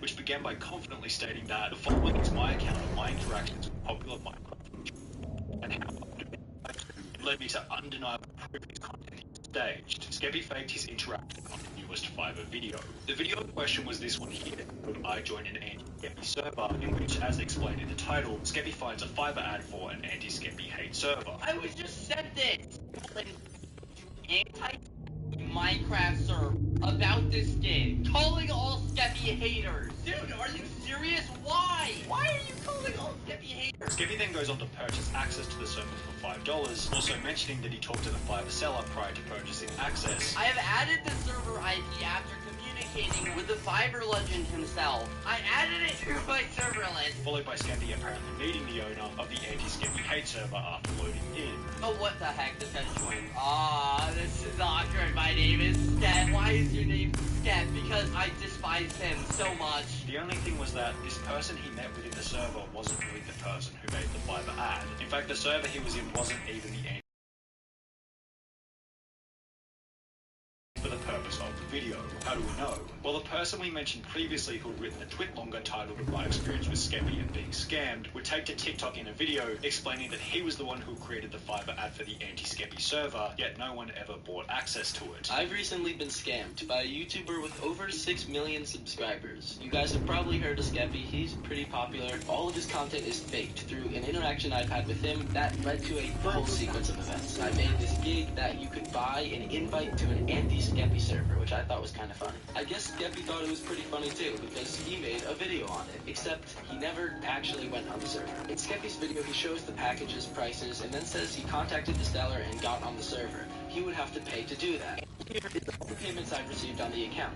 0. You can see that he makes it out to be that he's getting on a server, but as the person who made this account, that never happened. He's also lying about paying me. It's clearly insinuated when he shows the packages and then goes on the server that he paid the owner to get there, but that never happened. So he went on what I assume is a private server to record this with this person who is not my account. This TikTok not only definitively proved that some, if not all, of Skeppy's videos were fake, but TechTom also felt gypped that he hadn't actually been paid for access to the server. And while he hadn't paid $5, he revealed that Skeppy had been scamming his audience in more than one way. For example, this thread would surface on the event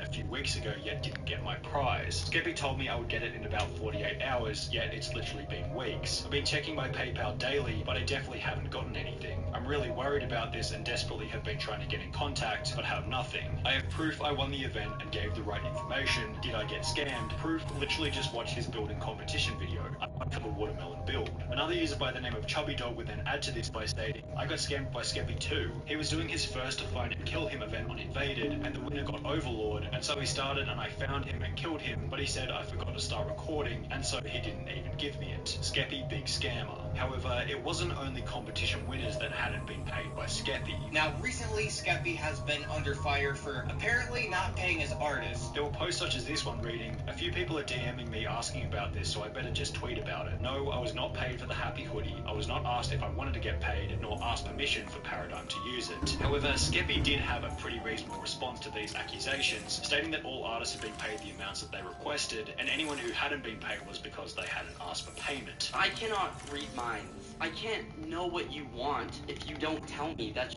simply impossible. And I want to give you what you want. I want to over-deliver. I want everyone to walk away from a situation being happy. But situations that came up today were purely impossible for me to fix because I was never told that there was any sort of request. Shortly thereafter, another tweet would be posted by an account named Ruris, which read, as a general update, 3 of the public artists have been reached out to and have had their issues and payment resolved by Skeppy personally. The feedback from these interactions appears positive. Skeppy's response cooled the Twitter outrage, but but only momentarily. By this point, it seemed like there was always another issue waiting for Skeppy around every single corner. Here we go again. Twitter is back at it, trying to cancel a Minecraft YouTuber because they made a joke. This time, the problematic content in question was a tweet made by Skeppy reading, "In today's video, I'll be beating a girl," followed by "in bed wars," resulting in a new wave of hate against Skeppy. Please block me if you thought the joke Skeppy made was funny. Skeppy would then delete the tweet before posting a subtle What? apology video to his second channel. I deleted the tweet because I genuinely did not mean any disrespect toward anyone in any way whatsoever. If you know me even a little bit, that's not who I am. And if you have no idea what I'm talking about, basically I tweeted out this title I used as the video, and I basically dug my own grave on Twitter, long story short. It's completely my fault, I know that now, and it was just absolutely unnecessary, but I genuinely did not mean it in any sort of negative way. And I take it back if I still can. I just want to say I'm genuinely so sorry. However, his response to the drama only prompted his audience to dig further for more damning tweets. They'd find posts such as this one reading, "Call my girl PlayStation because she's 5, as well as a video in which Skeppy had said the F slur. However, the worst thing to have come about as a result of his cancellation attempt was someone creating a burner account to create a long string of fake allegations, stating that Skeppy had abused them as a child, to which Skeppy would respond stating, "This is absolutely ridiculous. I've never laid a finger on anyone ever. More than half of your story does not align with my upbringing, and I seriously can't believe the extent some people go to bring others down. This is complete slander and defamation." Everything that Skeppy had been through began to have a clear effect on his content and personality. There were tweets such as, "Who the hell told Skeppy to change his entire personality?" while others such as Tommy Innit stated that he used to enjoy Skeppy's videos, yet had stopped watching as the content had become too intense. Now, I'm not gonna lie, I used to watch all of Skeppy's videos. All of them. And he uploaded twice a day. Like clicking the button right here. It's very intense. I hate to say it, I miss the old Skeppy. I'm not a big fan of the hyper-edited, in-your-face... Yeah, hyper-edited. Like I could die, and I don't want to die. It's a good point. Skeppy's new style feels like a bit of a Mr. Beast gaming ripoff. Its fast-paced nature is void of that relaxing relatability that was present in the early days of his channel. Yet, it's hard to say if this has been a positive or a negative, as maybe if he had never changed anything, his viewership might be even lower than it is currently. At Walmart, save on thousands. Wait, epic meal time? What?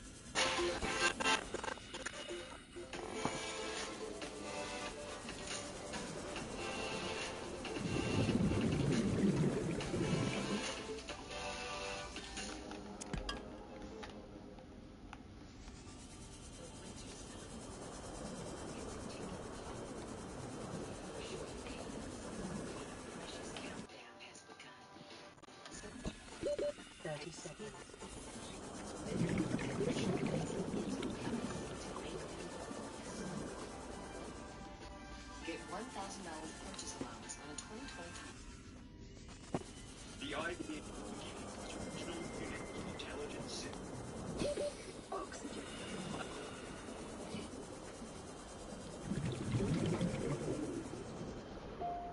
to create the most ridiculous, massive, unhealthy meals out of foods that were already ridiculously unhealthy. No vegetables. I'm a dumbass. Considered a vegetable, I don't want it on the burger. Fast food lasagna, turbo bacon epic Thanksgiving, and maximum mac and cheese all gained well over 10 views, helping them to maintain their position as one of the top 10 most subscribed channels for a whole year back in 2012. However, a quick skim over Epic Mealtime these days reveals that the channel has unfortunately been unable to retain their viewership over an extended period of time. The approximate 50,000 views on each video is in stark contrast to the channel's heyday, with many of these 50,000 views likely coming from former fans, either coming back for a hit of nostalgia or to investigate what ended up happening to Epic Mealtime and why the channel's extreme viewership eventually floundered. Because in the beginning, everyone was talking about them on YouTube, Facebook, Reddit, and even in real life, which was the first thing that gave them a massive advantage over every other YouTuber. The Gamer from Mars mentioned a similar phenomena around 4 years ago in his video talking about the group. I remember back in the 10th grade, whenever there was a new episode of Epic Mealtime, all the kids would come to school the next day and discuss the creation they had made. On the exact opposite side of the world over here, it was the same story. The first thing you wanted to do after you discovered Epic Mealtime was tell your friends and family about this channel that made the most outrageous food imaginable. For some reason, Epic Mealtime just generated more word-of-mouth discussion than what felt like any other channel at the time. Tell your friends to watch Epic Mealtime. And obviously, as their food challenges got crazier and crazier, discussions surrounding the Epic Mealtime channel got crazier and crazier. In the process, the channel would implement a unique, recognizable style to the videos, where Harley, the creator creator and host of the channel, would take on an overly serious, borderline rude persona. 15 Baconators.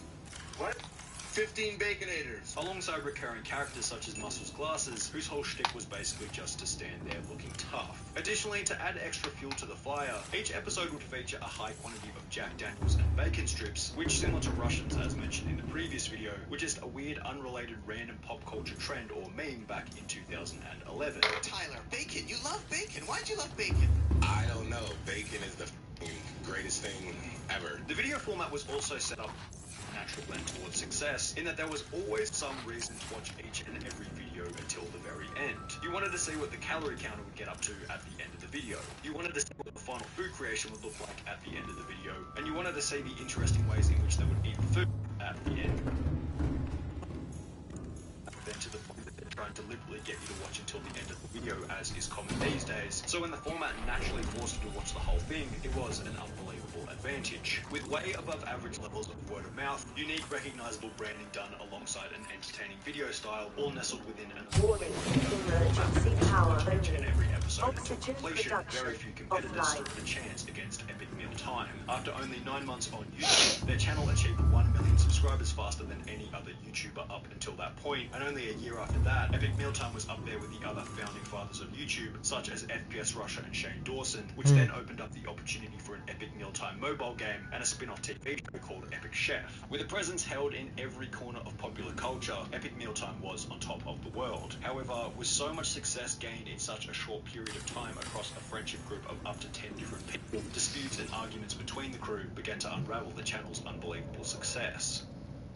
Juggling the politics was always the one thing I did not like to do and I didn't enjoy. As 2013 rolled around, fans began to notice less and less common to see the whole Epic Mealtime crew together as a group in any of the videos. One article written by New Rockstars made a comment about one of Epic Mealtime's recent videos, stating that the strangest part of the episode was not the bizarre monstrosity of a meal that had been created, but rather the fact that Harley Morenstein was appearing in the video by himself. The reason for this would eventually come to the surface, and was what you might call unfortunately predictable. Behind the scenes, some of the people within the group weren't exactly getting along. You know, I went through a period on Epic Mealtime where, you know, things are like getting difficult with personal relationships and it's becoming very taxing mentally. Two of the most infamous recognizable crew members, Alex Perold and Tyler Lenko, each had a falling out with both the creator of Epic Mealtime, Harley Morenstein, and his brother, Darren Morenstein, who had also been a co-creator of the channel. When interviewed on the topic, Alex Perold, who played the character of Muscles Glasses, stated, "Essentially, I felt like I wasn't being treated fairly considering the value I brought to the show. Other than Harley, no other member of the crew had any ownership of the company. There were many promises made over the years that were not kept. It got to the point where I couldn't trust Harley as a friend and Harley and his brother as business associates." Later, Harley would explain that Alex Perold had been a salaried actor who was simply paid to play the role of Muscles Glasses. You got paid to eat bacon. And that's why I had a big issue with, like, the falling out. Like, dude, man, one day a month we film you in, like, 4 different bacon strip shirts to make it look like 4 different episodes, and then you're gone for a month and you get a salary. But with Muscles Glasses being such an integral part of the show, perhaps Alex felt entitled and was possibly even promised a piece of the business or simply more money for his involvement, a promise that, as mentioned in the previously discussed interview, may have never been delivered on. From Harley's perspective, he stated that toward the end of their relationship, Muscles Glasses became somewhat unimportant for the show to continue, yet he expected to be paid even more than Harley himself. It was like 6 months of a back and forth. Essentially asking to get paid more than myself and anyone else got or anything like that. And after 6 months of like discussing it, I was kind of like, that one day I woke up and I was like, yeah, I've been on for 6 months and the show's still going on, so I'm not so worried about your leverage because we're still existing. I was like, bro, let's not beat around the bush. You get paid to eat bacon once a month, like, relax, like relax with all this. Tyler Lenko agreed with Glasses, stating that he had left for the same reasons, however also added that business just got in the way of it being fun. You could almost feel the truth of this statement as their channel got increasingly more popular. Harley stated that at times, specifically when the team moved to LA, the videos were becoming a chore or a job, something he needed to do for the sake of paying his employees, as opposed to a fun project as it had been in the beginning. I kind of got to this place where I'm like, it's a job, you gotta do it, and I go back and watch some of these videos, I'm like, I see that moment where I was like, yeah, gotta do my shit, because if I don't do it, you know, people aren't gonna have jobs. During the initial months of the channel, it was just a group of dudes who seemed to be making the videos because they genuinely wanted to see nothing more than what kind of monster monstrosity they could come up with for that specific week. But as time progressed, that bunch of bros just trying to make the stupidest thing possible vibe just kind of went away. By 2014, not long after the channel was one of the most popular on YouTube, they'd even put out numerous episodes where Harley, the host of the show, didn't even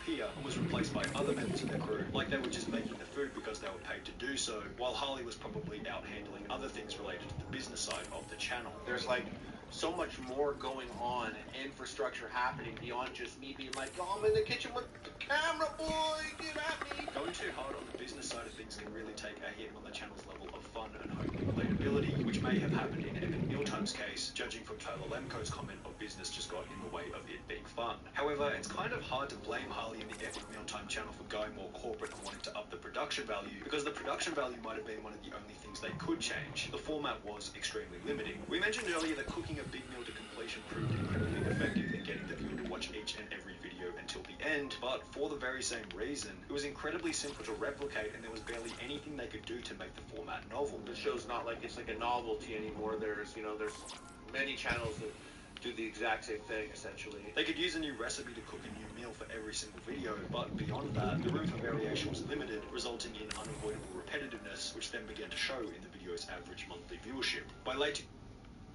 Look, it's easy to say things. Look closer. Anyone can do that. But at US Cellular, when we say you get unlimited data for $29.99 per line, we mean $29.99 per line. Even one.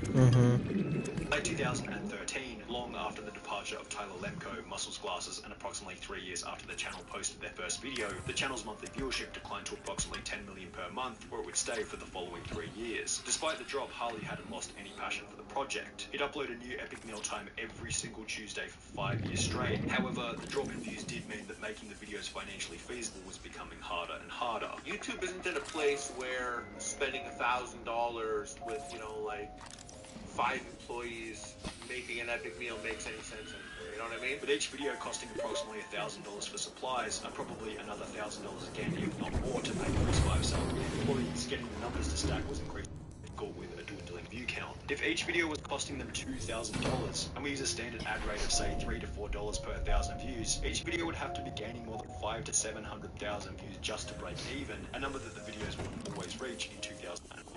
Harley did mention that they had food sponsorships and merch sales to assist in making the videos.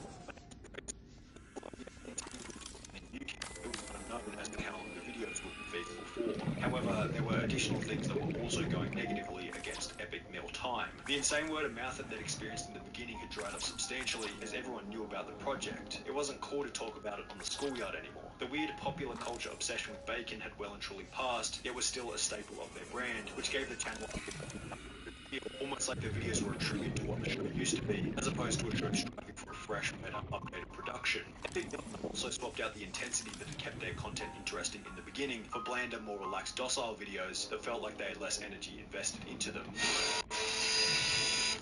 Big Wally, Big Wally!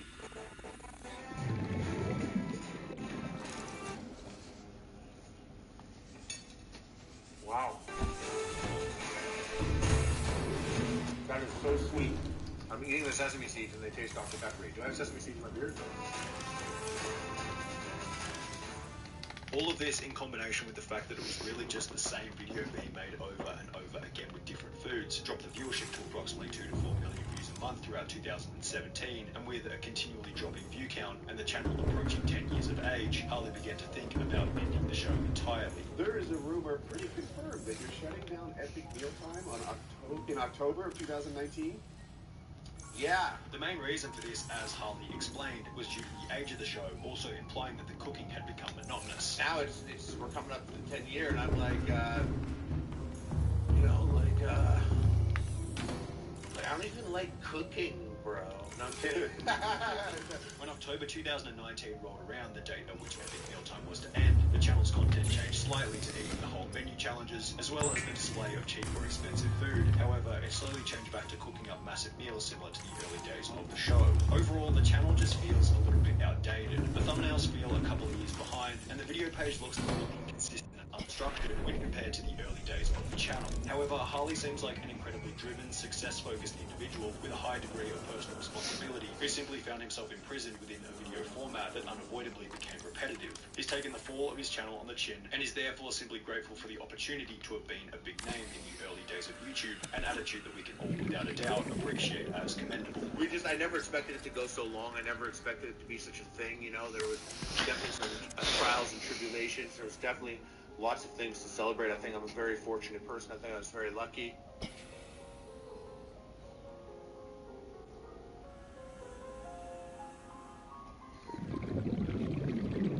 Welcome to the world of absolute cocktails. Meet Bloody Mary. Spicy. Keep rhythm. The time when season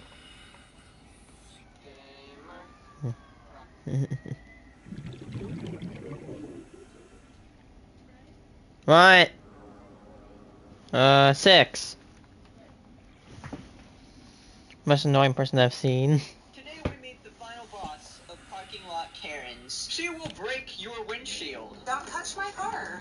You touched my car. But don't worry, she will then apologize to you, so sweet. And then she'll retract her apology minutes later and threaten to sue you. Prepare for the least fun roller coaster of your life. This is how I normally park. So she parks her car and her bike in the same spot as she shows in the image, and she obviously pays for this spot. So one time, she only parks her bike there, and some random woman comes in and parks her car there, even though there's already a bike there, right? Basically like stealing her spot and kind of like brushing the bike as well. Now she does this despite there being plenty of free spots in the parking lot. She just didn't like that there was a bike there, so she's like, I'm gonna park my car here. So let's take a look at the confrontation. You don't have my car. Okay, because you were parked where my motorcycle was. But you took your video of my car. You took a video of my car. You touched it. So. You touched my car. You're crazy. She tries to rip my windshield wiper off. Oh, I would lose it there. You just damaged my vehicle. Yes, you did. Don't touch my car. You touched my car. Don't touch. Dude, this is the type of shit that makes you want to get a pepper ball gun. That way I can just pop them in the face and watch as they scream in pain as they have to deal with the nice, spicy feeling of cayenne pepper in their face. Alright, that might have been a little bit confusing. Let me just break it down so you can lose the maximum amount of brain cells. Okay, so basically the lady recording, she found another car in her spot, which is the pleasant lady over there's car. So she's like, okay, this is a little bit weird. She leaves her a note like, okay, this is my spot. I literally paid for it, so stop parking in my spot. So there's this confrontation that happens, and she tries to break the windshield, which I find hilarious. So she's like, I didn't touch your car, and then proceeds to try to break the windshield again in front of her on camera, which is just golden, by the way, golden. Then for some reason she says, you touched my car, and then she clarifies by saying, you videoed my car. So videoing someone's car is equivalent to touching their car now, which is an absurd take, to say the least. Get away from my car, please. I'm in a public parking lot. You're harassing me. You're harassing me. You just lied. You're the one Vandalized my car. under my windshield. I did. Okay, so did you touch my car? You were parked out of touching my Okay, my bad, guys. She gives the wonderful clarification of saying that you couldn't have put the note on my car without touching my car. So yes, she might have laid a finger on your car, but pretty different from trying to rip someone's windshield off, don't you think? Especially when you're in their spot. That's I don't know where the argument is coming from here, but okay. Introducing the first ever Sierra EV Denali. It is the Denali of EVs. Oh my god, is he dead? No, he's taking a break. What's a mafia capo doing? Did you touch my car? You are crazy. I'm sorry, you are I crazy. didn't touch your car. Yeah. I didn't slipped touch your it under. car. I didn't do And I it. didn't touch I your have it on motorcycle. video. You just tried to rip my windshield wiper off. Okay. What's wrong with you? You literally put this under my windshield. Like I slipped it under there. I didn't even touch your windshield wiper. Were you there? Did you see me? Were you there? What? Okay, my brain is entering critical conditions of stupidity right now. So she's trying to imitate the lady recording as well over here, but she's failing to do so completely because she's like, okay, were you there? when you put the note under my windshield wiper, yes, she was there. How else would she put the note under your You know, at this point, I've probably evaluated over 6,000 Karen videos. I pretty much have a master's degree in this art and craft over here, and I don't think I've ever reached these levels of critical stupidity. I did it. You're obviously not here. You are. What's wrong with you? What's wrong with you? That's crazy. Somebody thinks that they can reserve an entire parking spot. It's a vehicle. Okay, now we have the wonderful argument of you're not allowed to reserve that parking spot, despite the fact that there's a bike in the parking spot. I don't know what, like, this is some sort of weird superiority complex that people have. My car is bigger, my car occupies more mass on the street, therefore it is somehow different from your bike. She paid for the parking spot, so she's allowed to keep her bike there, and she's allowed to keep a car there too if she wants to. In fact, she's being courteous and not taking up two different spots. She's you know, putting both the car and the motorcycle in the same spot. So this lady is basically saying that your motorcycle is not even a vehicle. It's just like, I don't know, some children plaything, and you're not allowed to put it in a spot, which is completely absurd.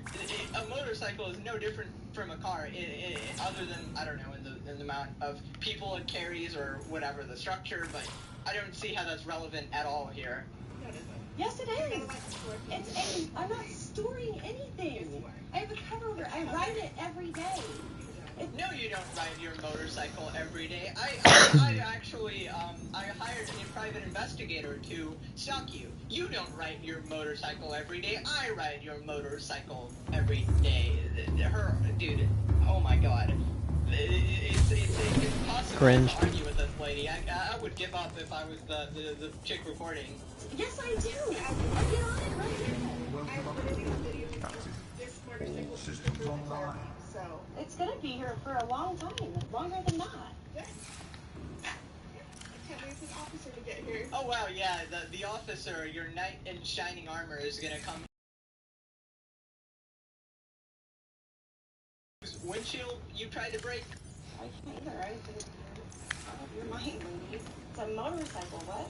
Do you think it's any different? Whoa, ladies and gentlemen, this is actually a marathon. She had to take a sip of water, alright, just to continue her Karen behavior. Like, oh, you think I can do this in one breath? Nah, I need to rehydrate. Come on, you think this Karen stuff is easy work? Please, alright, I gotta drink my Dasani. I can park wherever I want to. This is not in front of my... Not when my vehicle is parked here. Your vehicle wasn't parked here. My motorcycle was. It's a vehicle. It's a registered vehicle with the DMV. Yes. Yeah, it is. I don't know what to say. This is just motorcycle discrimination at this point. Like, what do you mean it's not a vehicle? Does it carry a person from one place to the other? I don't know the definition of vehicle, but that sounds like a vehicle to me. Dude, it's like an alien discovering the fact that motorcycles exist. Like, you're telling me that's a vehicle? That's kind of weird. Wait, it only has 2 tires, though. 2 tires? Doesn't qualify. What? Another sip of water, ladies and gentlemen. I need to rehydrate. You don't understand, bro. Come on, full-time job. I'm getting paid for this, actually. Legend says she can't go 5 minutes without a sip of water, bro. Damn, so much spit is coming out of her mouth, bro. She needs to rehydrate. So much goddamn spit is just coming out of her mouth at all times. The amount of BS just being vomited out of there, right? You gotta replenish that somehow. So obviously the best part about this situation is the fact that there's so many parking spots free just everywhere, and this Karen specifically chooses to annoy the hell out of this motorcycle rider because, I don't know, she's discriminatory towards motorcycles. She just doesn't believe it's a thing, apparently. Oh, you're absolutely insane. The cop telling her if she parks in front of my bike again, I can have it towed, and if she touches my car again, she was going to be arrested. She stomped off like a child. You know what I want to know? What I'm interested in? How many sips of water does she take a minute? I'm just asking. You know, I'm a little curious. Like, so when the officer is talking to her, you know, 6 sips per minute, something like that. I need to get like a rate so I can put it on my Karen encyclopedia, just in case I encounter another one of these. You know, you never know if you encounter one of these in real life. Like, what if one of these Karens comes up to me? I know how to tackle it now. I'll just take away her water bottle, bro. She'll just collapse on the floor, die out of, spitting too much or something. Okay, so if you guys have been paying attention, the lady delivered a bunch of apologies to her after the officer showed up, and after she posted this TikTok and went viral. Obviously, a lot of people don't like being seen in a bad light on the internet, so then she retracts her steps real quick, right? So she sends her a bunch of apology letters, so let's take a look at those. Hello, Bonnie, I hope this letter finds you well. I wanted to sincerely apologize about the incident that occurred the other day, as it was completely childish of me to take all of my anger out on you, as I was really having a horrible day. I can tell you were taking 2 sips per minute, okay? I'm not the person I portrayed myself to be when I spoke to you, and you... Hello, 12 hours of relief. 12 hours? Not coffee? Hashtag still not coffee? You did not deserve any of it. Very sincere apology. I hope that we can have a fresh start and ask for your forgiveness for my actions, as it was completely uncalled for, and it was wrong of me to argue with you. It was none of my business to get in the first place, and for that I wanted to let you know I'm truly sorry that this happened. Please let me know if there's anything I can do to resolve this. I hope we can have a fresh start and ask for your forgiveness for my actions, as it was completely uncalled for. It is wrong of me to argue with you, even though I was in the wrong, and I could have avoided all of it. I hope you have a great day. Thank you. Okay, a very genuine, sincere apology, right? That's definitely the end of it, for sure, right? Okay, I think she messed up or something. She sent the exact same letter, but then changed the last 2 lines. With that being said, I've been humiliated enough, and I hope you can find it in your heart to forgive me and not post any more content. Ooh, somebody does not like being portrayed as a Karen on the internet. Here's a wonderful piece of advice for that.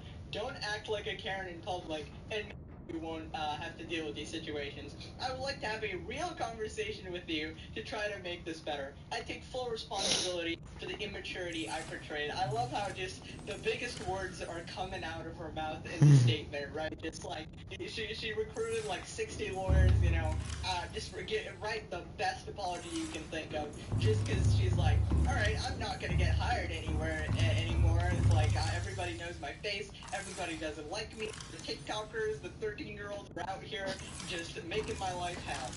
And for some reason, out of the blue, she sent a handwritten note this time. At least the previous times it was like printed. She says, have you ever heard of slander and information? Okay. No? Well, you're about to find out the hard way. Dude, I can't be intimidated by someone who takes 3 sips of water per minute. Like, I just can't, alright? You just take away your water bottle, you're just, infunctionable human being, alright? Anyway, that's about it. Go watch more videos. Hope you enjoyed. Bye-bye.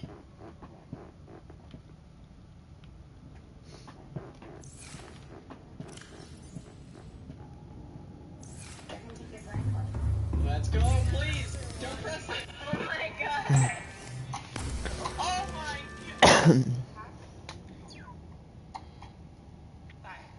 Alright, congratulations, you have pissed me off in 2 seconds. New world record there. For a 6-pack, the number is around 60%. 60%? That doesn't make any sense. Oh, wait, 60% of people are even capable of having a 6-pack. Oh, I didn't even know some people couldn't even get one if they tried. 2%! It's 2% of the goddamn population. Alright, so we're back.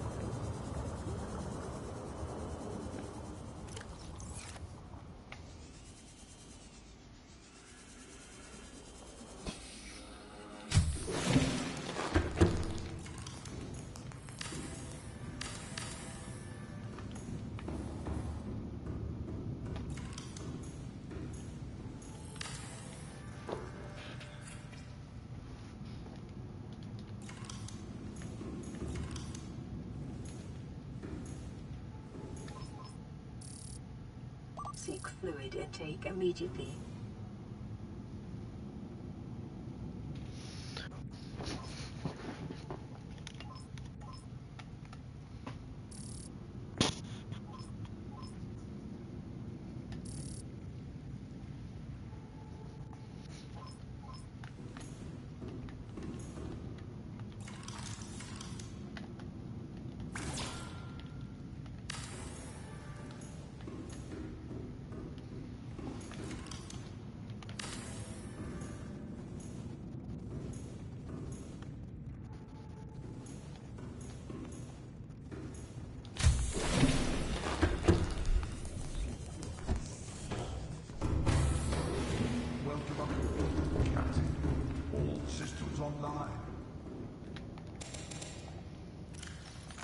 Vital signs stabilizing.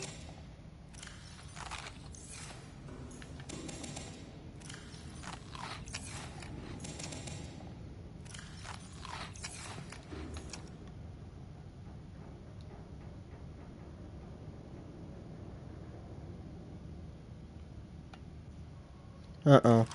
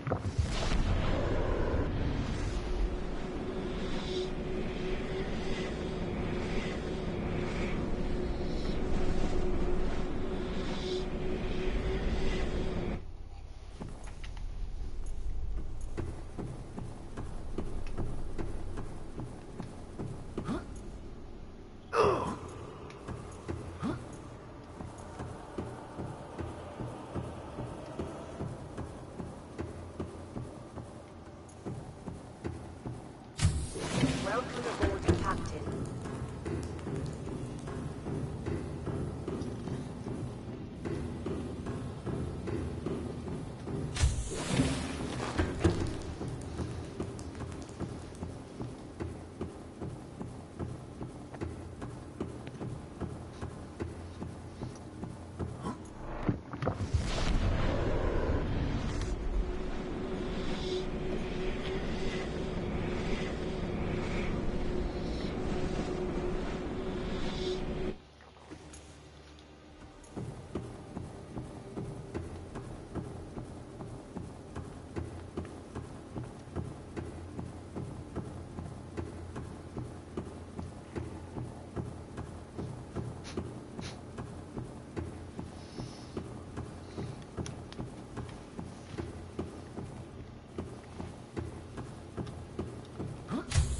Welcome aboard, Captain.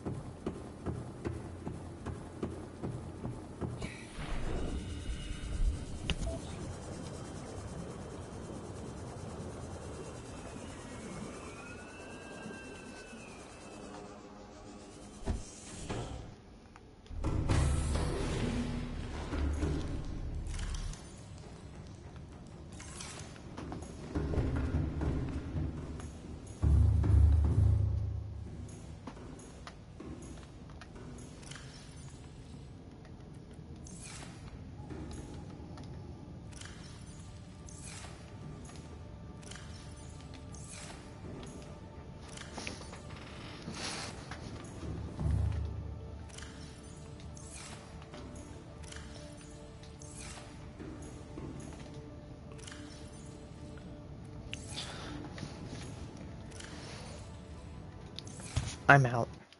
See ya.